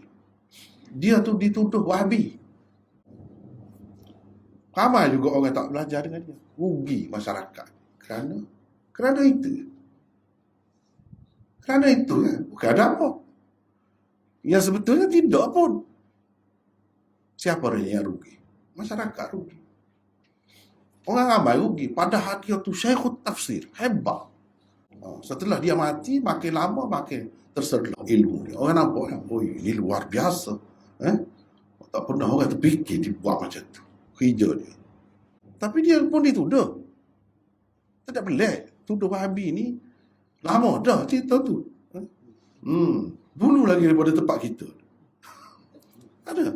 Tunggu dia. Dia sebut dengan saya. Dia kata kalau nak mengajar tafsir, dia mengajar kan. Saya selalu buka kitab tafsir dia. Syekh Ahmad Ali Lahori. Sebab dia memang Syekhut Tafsir. Itu dia sebut sendiri dengan saya. Saya mesti baca tafsir dia. Sebelum saya mengajar. Dia tuduh juga. Macam-macam tuduhan. Sampai masing-masing. Cuba kita tengok. Imam Abu Hanifah. Kita bicara kan sebelum pada ni. Dia tuduh Murji'ah. Murji'ah tu siapa? Sesat tu. Tapi kena tengok lah. Biarlah adil. Tengok dengan saksama. Dengan tenang. Tengok. Ya ke? Tokoh sebesar itu. Berjuta-juta orang. Kalau nak kira tu wali lah. Orang yang minat tu wali kan. Berapa ramai tu wali tu dalam mazhab Hanafi. Ikut dia lah. Sesat. Boleh kata. Sebab dia kata, fikirlah biar tenang-tenang. Jangan merugikan umat. Tapi orang yang Allah SWT nak bui timbul, naik naik sepatutnya. Tuduh macam-macam. Imam Bukhari dia tuduh juga. Jadi tak lepas. Itu payah nak lepas. Jadi kena faham lah benda-benda begini kan. Saya pun kena. Orang panggil Dr. Ruzaimi, Rora pun kena. Rora panggil dia kan. Kena. Tak ada pelik. Tak ada pelik. Maknanya serupa dengan ulama-ulama dulu. Tak ada pelik. Saya cuma peliknya. Kenapa orang yang bercakap nak ikut Nabi tu jadi pelik kalau orang nak bercakap tentang hadis-hadis sahih. Itu yang peliknya. Itu yang saya pun suka peliknya. Sepatutnya tidak pelik lah. Sekarang ni orang yang tidak ikut Nabi, orang buat bid'ah, hak tu jadi popular, hak tu ahli sunnah. Hak yang betul-betul bawa sunnah semua, hak tu pula dituduh sesat. Bahaya tu. Lama-lama bahaya tu. Rugi satu perkara. Bahaya juga. Sebab apa? Apa yang kita nak bawa sebenarnya? Nak bawa hak Nabi. Dan kalau hak Nabi, kenapa yang jadi kalau mengajar hadis tu bimbang. Sebenarnya bimbang tu pasal tergugak cara pembawaan dia tu. Tergugak pembawaan dia. Kalau kita tidak pertahankan sunnah ni, dia macam-macam boleh berlaku. Orang boleh rekod ke apa. Boleh rekod, boleh buat macam-macam. Benda yang tak ada faedah, benda yang merugikan umat. Termasuklah sembahyang atas jambatan. Itulah. Itu bayanglah tu. Itulah akibatnya. Kalau tak ikut sunnah, nak pergi jajak. Mana banyak tempat orang dulu di situ pula. Ini pula. Banyak. Dalam masjid lah tempat dia. Kalau ia pun. Itu tak kena. Saya tegur. insaf lah. Jangan duduk musuh dengan orang-orang adik ni. Kalau musuh ni jadi gitulah. Nak suk mana tu? Duduk ikut pasal tak ikut orang adik. Kalau adik je lah. Orang tak buat gitu. Lepas tu kalau nak kira, ganggu. Nyusah. Cuba fikirlah. Tak boleh tak kena tu buat lagu tu. Jadi lama-lama jadi bahan ketawa kan. Ikut sunnah. Sunnah apa? Di mana sunnah? Sunnah. Nabi pernah buat gitu. Sekali. Nabi pernah buat. Tak pernah.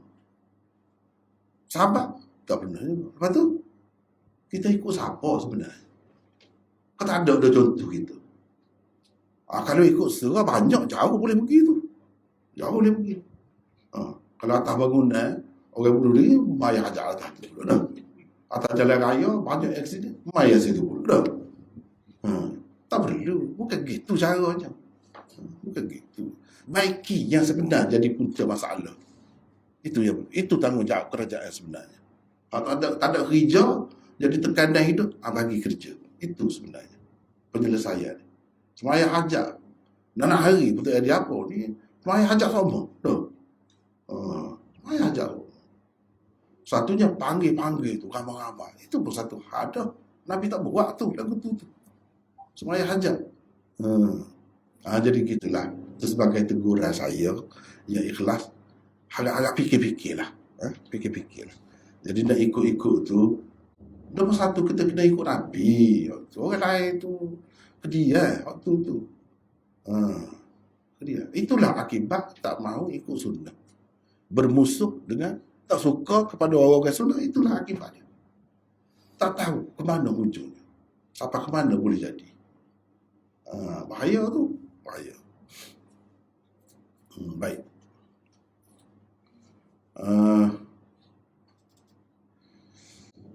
Luruskan Abdul Waris, luruskan saf-saf.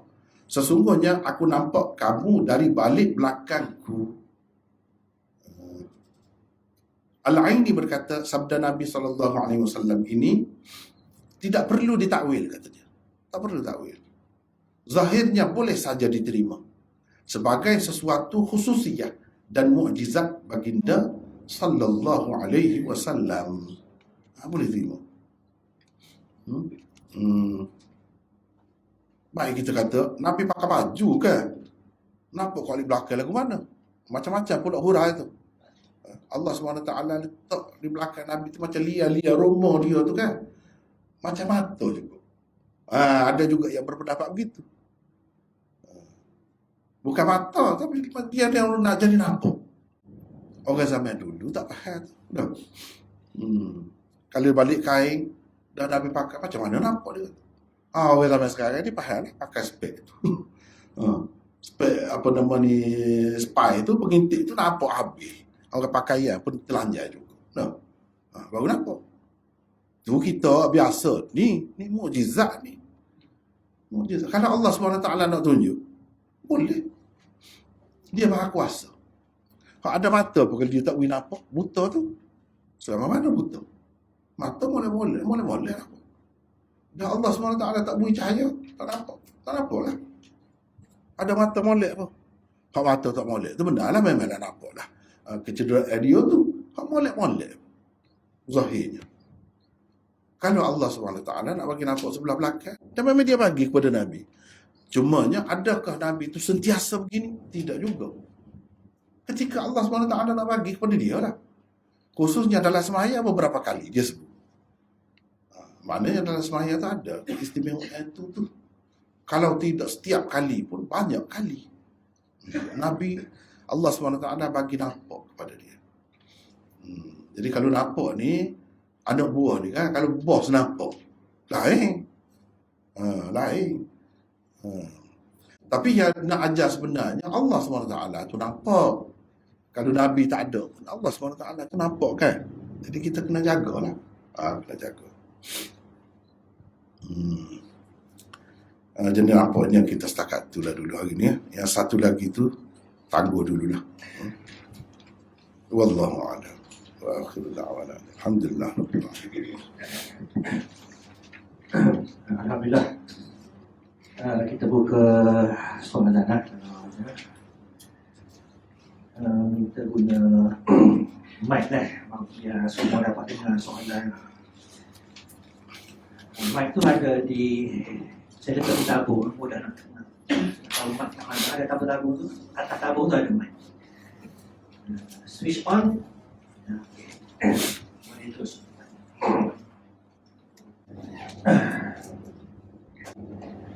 Dengan saya ada satu soalan daripada Kancang ni yang ikuti online. Kalau tak ada saya baca soalan ini dulu lah. Soalannya, jika saya solat jadi makmum, saya solat ikut cara mazhab Malik, iaitu tak baca basmalah sebelum Fatihah. Tapi bila saya jadi imam, saya ikut mazhab Syafi'i, baca basmalah kuat untuk 2 rakaat pertama. Tapi 2 rakaat akhir saya baca ikut mazhab Malik semua dah. Baca bismillah lah. Boleh ke macam ni? Kita tolong tanya Ya. Ada beberapa pendapat, tapi kita ambil ia mudah, ia tidak menimbulkan masalah.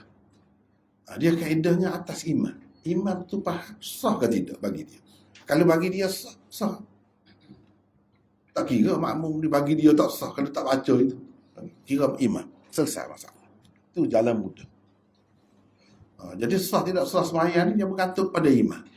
Kalau imam tu bagi dia macam tu sah, makmum pun sah. Walaupun kalau kira makmum tu kalau dia buat sendiri, tak baca bismillah tu tak sah. Tapi oleh kerana dia mengikut imam yang kepercayaan dia, pegangan dia sah, sah. Baru mudah. Kalau tidak, susah panjang. Maknanya adakah perlu kita tanya ke tu imam tu dia pakai mazhab macam mana? Tak perlu susah pagi tu, tak perlu. Kita tahu dah pun dia ni memang mazhab Malik, tak kisah. Pernahkah sesiapa tanya dulu awak ni mazhab ni, awak nak ikut ni macam mana? Tak timbul, tak pernah timbul masalah tu. Daripada zaman sahabat Nabi sampai kemudian tak pernah timbul. Tapi adalah ketika tertentu tu, masa-masa terpencil yang tidak lama ataupun setempat, bersifat setempat, mungkin adalah. Tapi secara umum tidak. Sebagai panduan yang mudah bagi saya, ikut cara tadi. Kalau ada orang kata macam lain, memang ada pun pendapat tu, tak usah pakai yang tu lah. Baru mudah, selesai masalah. Pakai pendapat yang mengatakan atas imam. Kalau imam tu ikutlah dia mazhab apa, bagi dia sah. Takkan dia akan buat tak sah untuk dia sendiri. Takkan dia akan buat gitu. Dia sembahyang tak sah kan? Imam apa ni, kalau kita kata orang mazhab Malik, dia tak sah lah sembahyang. Dia tak baca bismillah pun dia tahu dia sah. Dah bagi dia sah, makmum dia pun sah. Walaupun kalau makmum tu secara sendiri, kalau dia ikut Syafi'i, memang tak sah kalau tak baca bismillah.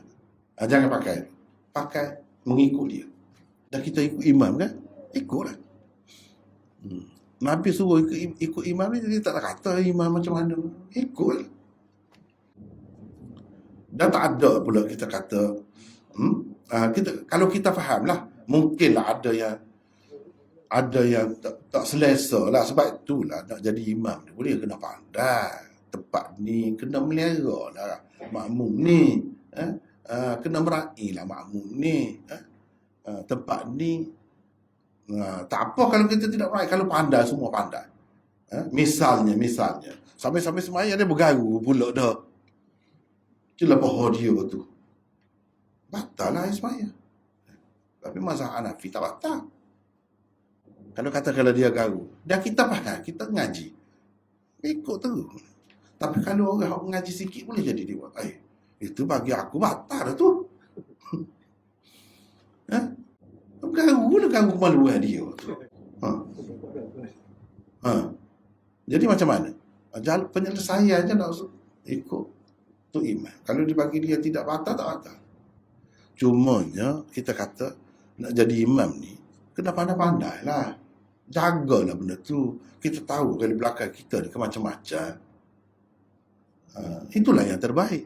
Imam yang macam itulah yang perlu dipilih, yang faham. Faham keadaan tu. Tidak kira dia saja. Begitu. Allah. Ada soalan lain? Silakan. Ada mic. Switch on. Minta Maulana nak ulang hadis idza lam tastahi tu, sebab Maulana sebut lain tu dia kita rasa inna sahu tu. Boleh kita buat ejaannya. Betul tak? Idza lam tastahi. Bapa tak betul. Mana tak betul, nampak tak betul? Tak, saya keliru. Dia gini. Asal dia tastahi ada ya. Sebab ada lam tu buatlah ya. Gitu. Lam kan tu sebelum dia. Lam tu amil jazim kan? Dia menjazamkan fi'il mudhari' selepasnya. Alamat jazamnya ialah buang haraf illah. Itu sebabnya. Buang ya tu haraf illah. Dalam keadaan jazam dia kena buang haraf illah. Itu kaedahnya. Baik juga tanya, kalau tidak kita tak sebut kan. Itu kaedahnya. Betul dah. Ya, ada lagi? Baik, sila, ada lagi?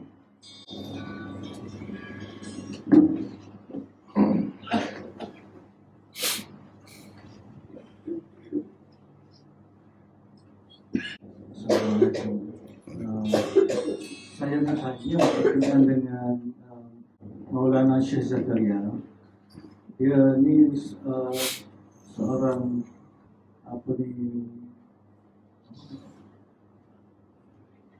muhaddis, pakar hadis. Saya nak tanya dia, beliau juga adalah pengarang kitab Fadilat Amal. Jadi dalam Fadilat Amal tu dikatakan hadis-hadis ada yang bercampur dengan yang tidak sahih. Jadi saya nak tanya Maulana macam mana jadi macam tu.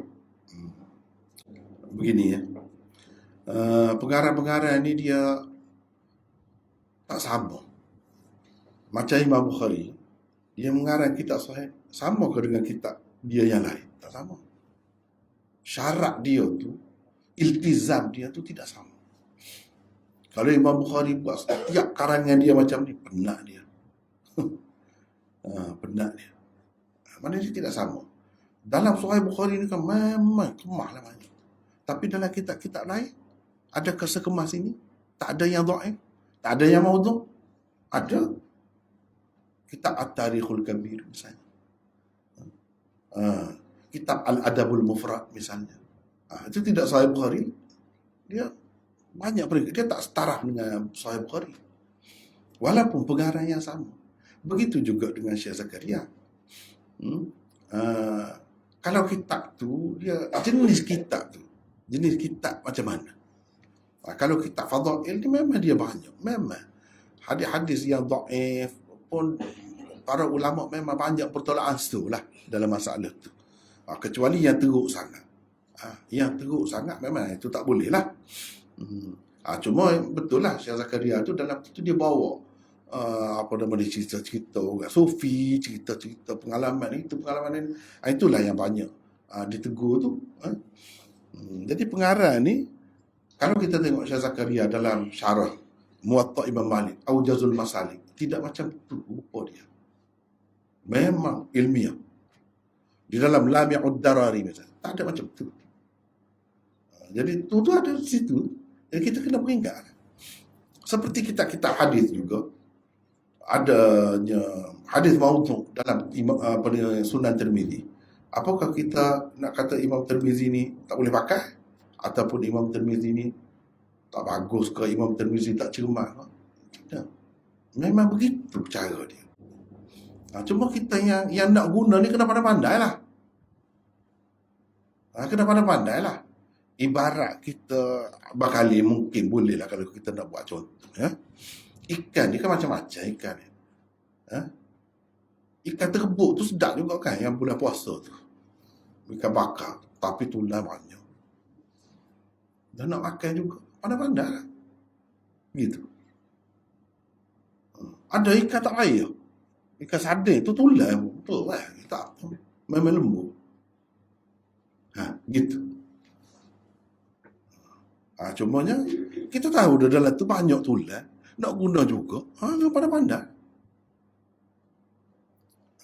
Jadi dari segi, Imam Tirmizi, imam ini dia bubuh hadis maudhu' tu dia ada maksud dia.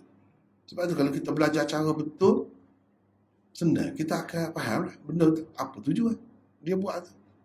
Dia nak mengelirukan orang kan? Dia tidak cermat. Tak, bukan itu maksudnya. Ada maksud lain. Kenapa dia bawa hadis-hadis perawi-perawi yang tidak kuat, perawi-perawi pendusta. Dah tahu dah pendusta. Kenapa bawa juga hadis tu? Dia ada maksud dia sendiri. Sebab tu kitab-kitab tu orang buat belajar. Bukan baca sendiri. Kalau baca sendiri boleh jadi keliru. Kita mungkin akan kata Imam Tirmizi beranggapan orang yang macam ni pun okey juga. Imam Tirmizi macam mengesahkan dia tu orang bagus. Padahal semua orang kata tak bagus. Dia akan jadi mungkin salah faham kita. Itu silap kita.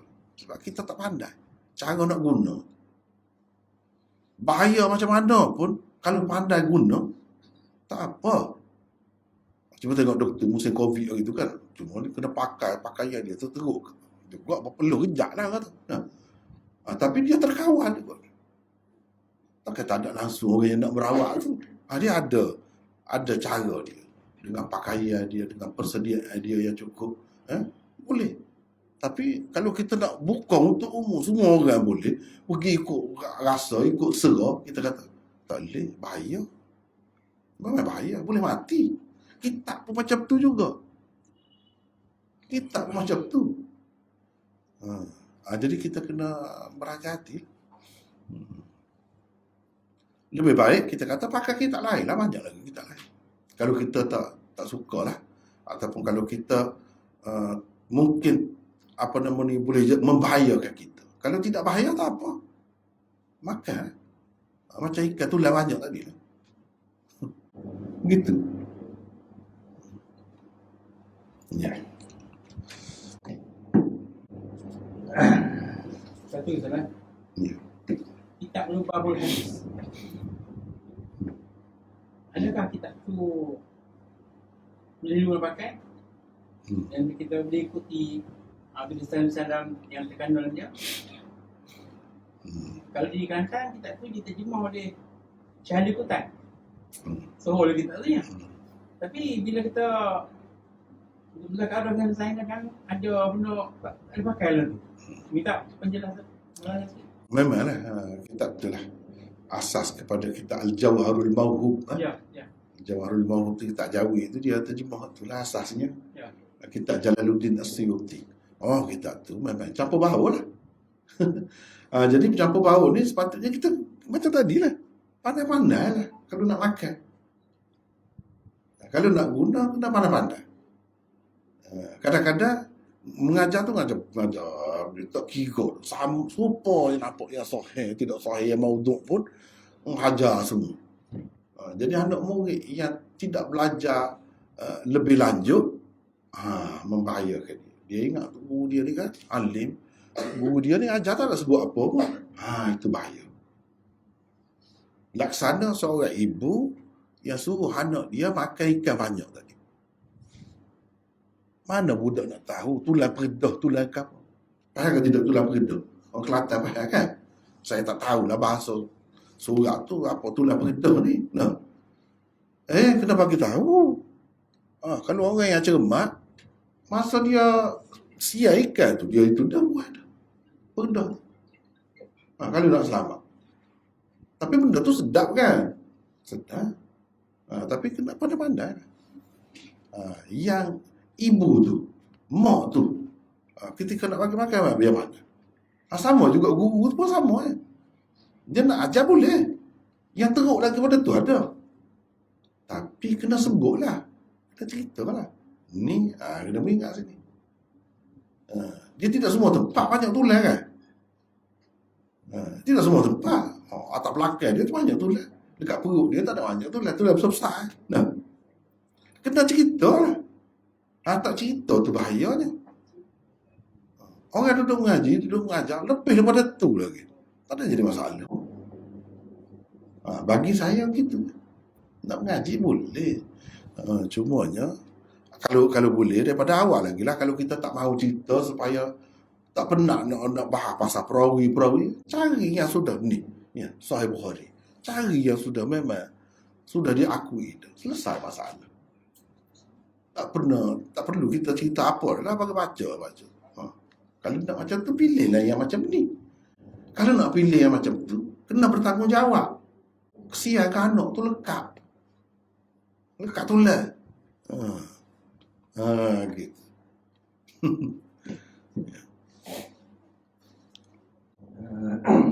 Maulana ada dua soalan. Kita ambil masa sikit. Yang pertama berkenaan dengan tulisan Al-Quran, tulisan dalam Al-Quran. Setiap huruf dalam Al-Quran tu ada falsafah dia sendirilah. Kalau anda baca ulang betul dia lah. Contoh dalam surah Al-Isra, subhanallazi asra bihamdihi lailan minal masjidil haram ila masjidil aqsa. Eja Masjidil Aqsa tu dia eja dengan huruf alif, bukan eja dengan huruf alif maksud. Jadi ada falsafah dia lah. Alif tu, alif tegak tu alif lainah. Yang tegak tu bermaksud Masjidil Aqsa ni dia tidak akan jatuh. Akhirnya dia akan tegak kembali bila turunnya Nabi Isa. Ataupun ayat lain, baqiyatullahi khairul lakum. Huruf ta tu, baqiyatu tu dia guna dalam tulisan Al-Quran, dia guna ta maftuhah, tidak ta marbuthah. Jadi ulama kata tu kerana kurniaan Allah tu luas, sebab tu guna ta maftuhah. Mari kepada anan, siapa yang menulis ni Al-Quran ni? Guna perkataan tu, huruf tu. Kalau manusia biasa ada rasa terlalu hebat lah. Ke zaman Zaid bin Sabit memang tulis lagu tu dah.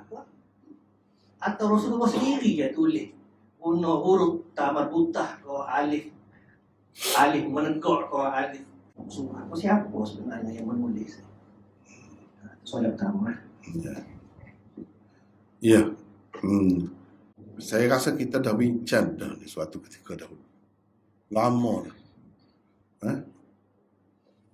Bincang tentang masalah ni lah, bincang. Dan perbincangan ni kalau nak bincang memang panjang. Hari ni tak ada dah. Hari ni tak ada dah. Oleh kerana dalam rakaman pun sudah ada dah. Dalam nota dulu pun sudah ada dah. Tengok situlah. Bagi saya, cuma rekah kalau nak cerita, bagi saya, Nabi sendiri tulis begitu. Atau dia suruh tulis gitu. Baru kita kata, kenapa ya jaga sangat? Kalau orang lain tulis, boleh saja tulis macam lain pun. Dah baca serupa juga. Salah tu, apa tulis dengan waw ni? Sa' lam alif lah. Sa' lam waw gitu. Kita katakan banyak lah yang seumpama tu kan. Kenapa yang nak jaga sangat tu sampai ada satu mata pelajaran khusus di setengah-setengah tempat. Kena jaga tu. Kalau kita kata Nabi SAW memang ajar begitu, suruh begitu dah. Tak ada pelik lah kalau orang begitu sekali jaga, begitu sekali berai, tu tak pelik lah. Tapi kalau orang lain buat, kenapa sampai begitu nak jaga ni? Dalam keadaan, kalau tulis macam lain pun boleh juga. Apa masalahnya? Dia akan timbul gitulah. Cumanya, kebanyakan orang dia kata zaman Nabi ni tidak tulis lagi. Bagi saya tak terima tu. Zaman Nabi tulis dah Quran, ada dah. Ada dah bagi. Barulah selesai. Kalau tidak, ni kata bagi gini, kata bagi gini. Susah. Bagi dia ada dah. Dan kalau kita belajar bahasa Arab, sejarah bahasa Arab ni, memang bagi itu dikenali dah pada masa itu. Bukan tidak dikenali lagi. Bukan kalau fathah apa, tak faham. Dhammah apa, semua faham dah. Ahli-ahli bahasa faham dah. Kenapa tak boleh guna benda tu? Banyak perkara lah. Jadi bagi saya, memang begitu sejak awal lagi. Barulah kita nampak hikmah dia tu. Kalau kita tukar, kemudian hari orang tak nampak dah hikmah dia, apa rahsia di sebalik tu. Ni kalau kekalkan dengan asal tu, orang tak bertemu hari ni, besok orang akan bertemu. Dan yang tulis hikmah ini, itu orang kemudian tu. Orang kemudian tu, baru dia boleh kata begitu. Setelah dia tengok gitu, ada begitu. Kalau sudah berubah, macam mana? Apalagi kalau tulis Rumi misalnya. Lagi lah. Lagi lah. Sebab tu tak boleh. Dia kena jaga yang tu. Walaupun saya tahu ada khilaf pun dalam masalah tu. Ada khilaf. Tapi yang lebih baiknya kita jagalah. Kenapa yang kita perlu jaga sangat? Kalau kita percaya itu daripada Nabi SAW, kita nak jagalah. Seperti kita nak jaga benda-benda lain. Kalau kita tidak percaya itu sebagai hak Nabi, kenapa yang nak jaga sangat tu? Kenapa? Sebabnya kalau mengikut pendapat kebanyakan orang lah, ni baris ni masa ni, titik ni masa ni, mana kemudian lama tu selepas Nabi tu. Dan dikaitkan dengan orang-orang yang dibenci oleh masyarakat. Masyarakat angkat dia teruk lah. Seperti Hajjaj bin Yusuf, Abul Aswad Ad-Du'ali tu Syiah. Orang macam ni. Dia memberi kesan yang buruk sebenarnya. Kesan yang buruk, jangka panjang. Orang boleh guna itu sebagai senjata untuk tikam kita balik. Sebab itu saya kata, yang lebih selamatnya dalam hadis sebut dah. Dalam hadis sebut dah. Orang kata Quran tidak terkumpul. Nabi kata dah kan. Dalam Muwatta Imam Malik, dengan dalam apa? Nabi larang ayu safara bil Quran. Dibawa Quran itu bawa musafir. Quran mana? Kok Nabi larang? Dibawa musafir. Quran mana? Quran dalam dada. Apa masalah? Nak korek lagu mana dah kena bunuh. Quran macam mana? Mana Quran bertulis dah ada lah, sebab tu ada hadis kata begitu tu. Tiba-tiba kata tak ada Quran. Itu masalah. Kalau tak ada Quran, panjang-panjang cerita lah. Jadi saya rasa masuk tak sesuai. Kita dah bincang dah sebagainya daripada ni, sebelum pada ni. Ya, ada 3 siri tu. 3 siri. Ada 3 siri. Itulah. Tengok situ. Soalan akhir lah insyaAllah. Berkenaan dengan amalan orang kafir tapi telah dimelayukan. Contoh katalah amalan puluh kuning. Asalnya tu amalan orang Hindu tu ada pasapah di hotel gitu. Tapi telah dimelayukan kepada kita buat puluh kuning, majlis puluh kuning dan sebagainya. Dan amalan renjis-renjis ni masa bersanding kalau jadi dimelayukan, walaupun amalan dimelayukan sudah tak ada dah, unsur-unsur sembah apa tak ada dah, tapi dibuat. Macam mana pandangan Ustaz, boleh kita buat juga? Itu mungkin sudah jadi adat lah. Kalau sudah jadi adat tak apa. Tapi jangan anggap ada apa-apa lah. Kaitkan dengan hak lama tu.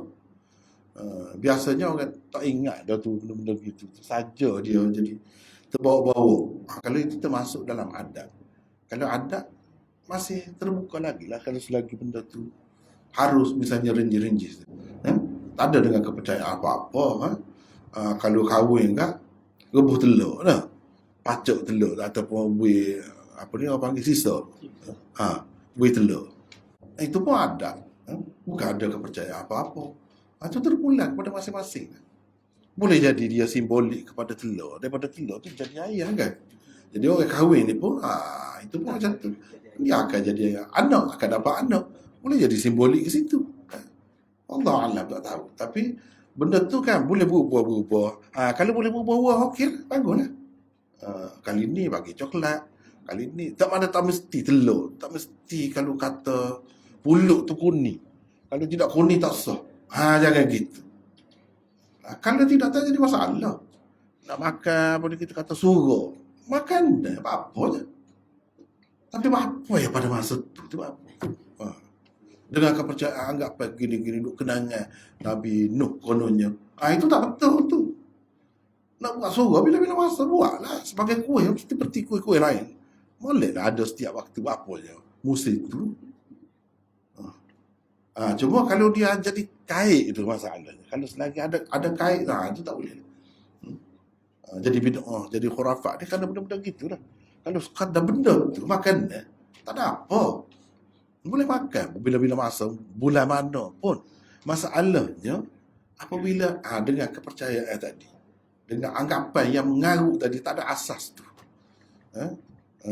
Tak ada asas tu. Itu yang jadi masalahnya. Jadi kita kena sama-sama baikilah sikit-sikit, baiki. Banyak dah sudah baiki. Tapi kadang-kadang mestinya kalau dia nak balik pula ke 40 tahun dulu. Pasal tak mahu ikut hadis ni lah. Banyak dah baiki. Boleh dah. Nak balik semula ke sana. 40 tahun dulu. Itu tak kena lah. Sepatutnya kita ke depan lah, maju. Mana tinggal dah tak boleh tu tinggal lah. Tak usah berhidup lagi lah. Ni semakin kuat suruh. Semakin orang kata benda ni tak ada asal, dia buat semakin lagi banyak lagi kuat. Apa ni? Kawah tu. Buat. Itu tak silap itu betul. Madi safa orang tak bersih dah. Kita buat pula. Ataupun dalam bentuk-bentuk lain kau. Tak silap. Dah tinggal ada kan. Apa nak pusing balik pula nya. Alah ke belakang tu. Ke depan tu lah. Banyak dah tinggal. Kita masih lagi. Ada setengah-setengah pihak lah. Harap-harapnya tidak begitulah. Semakin berubah lah. Itu sebab kita anjurkan sangat, suka sangat kalau orang belajar hadis tu. Sebab hadis ajar benda-benda macam tu. Dia cerita. Tak mahu khurafat, tak mahu benda mengaruh, tak mahu merapu ni, macam-macam cerita kan. Lemah kita. Kalau dengar, pelik-pelik lah. Tapi ada orang yang boleh terima. Itu masalah. Orang yang mengaji hadis jugalah. InsyaAllah selamat. Itulah saudara mereka.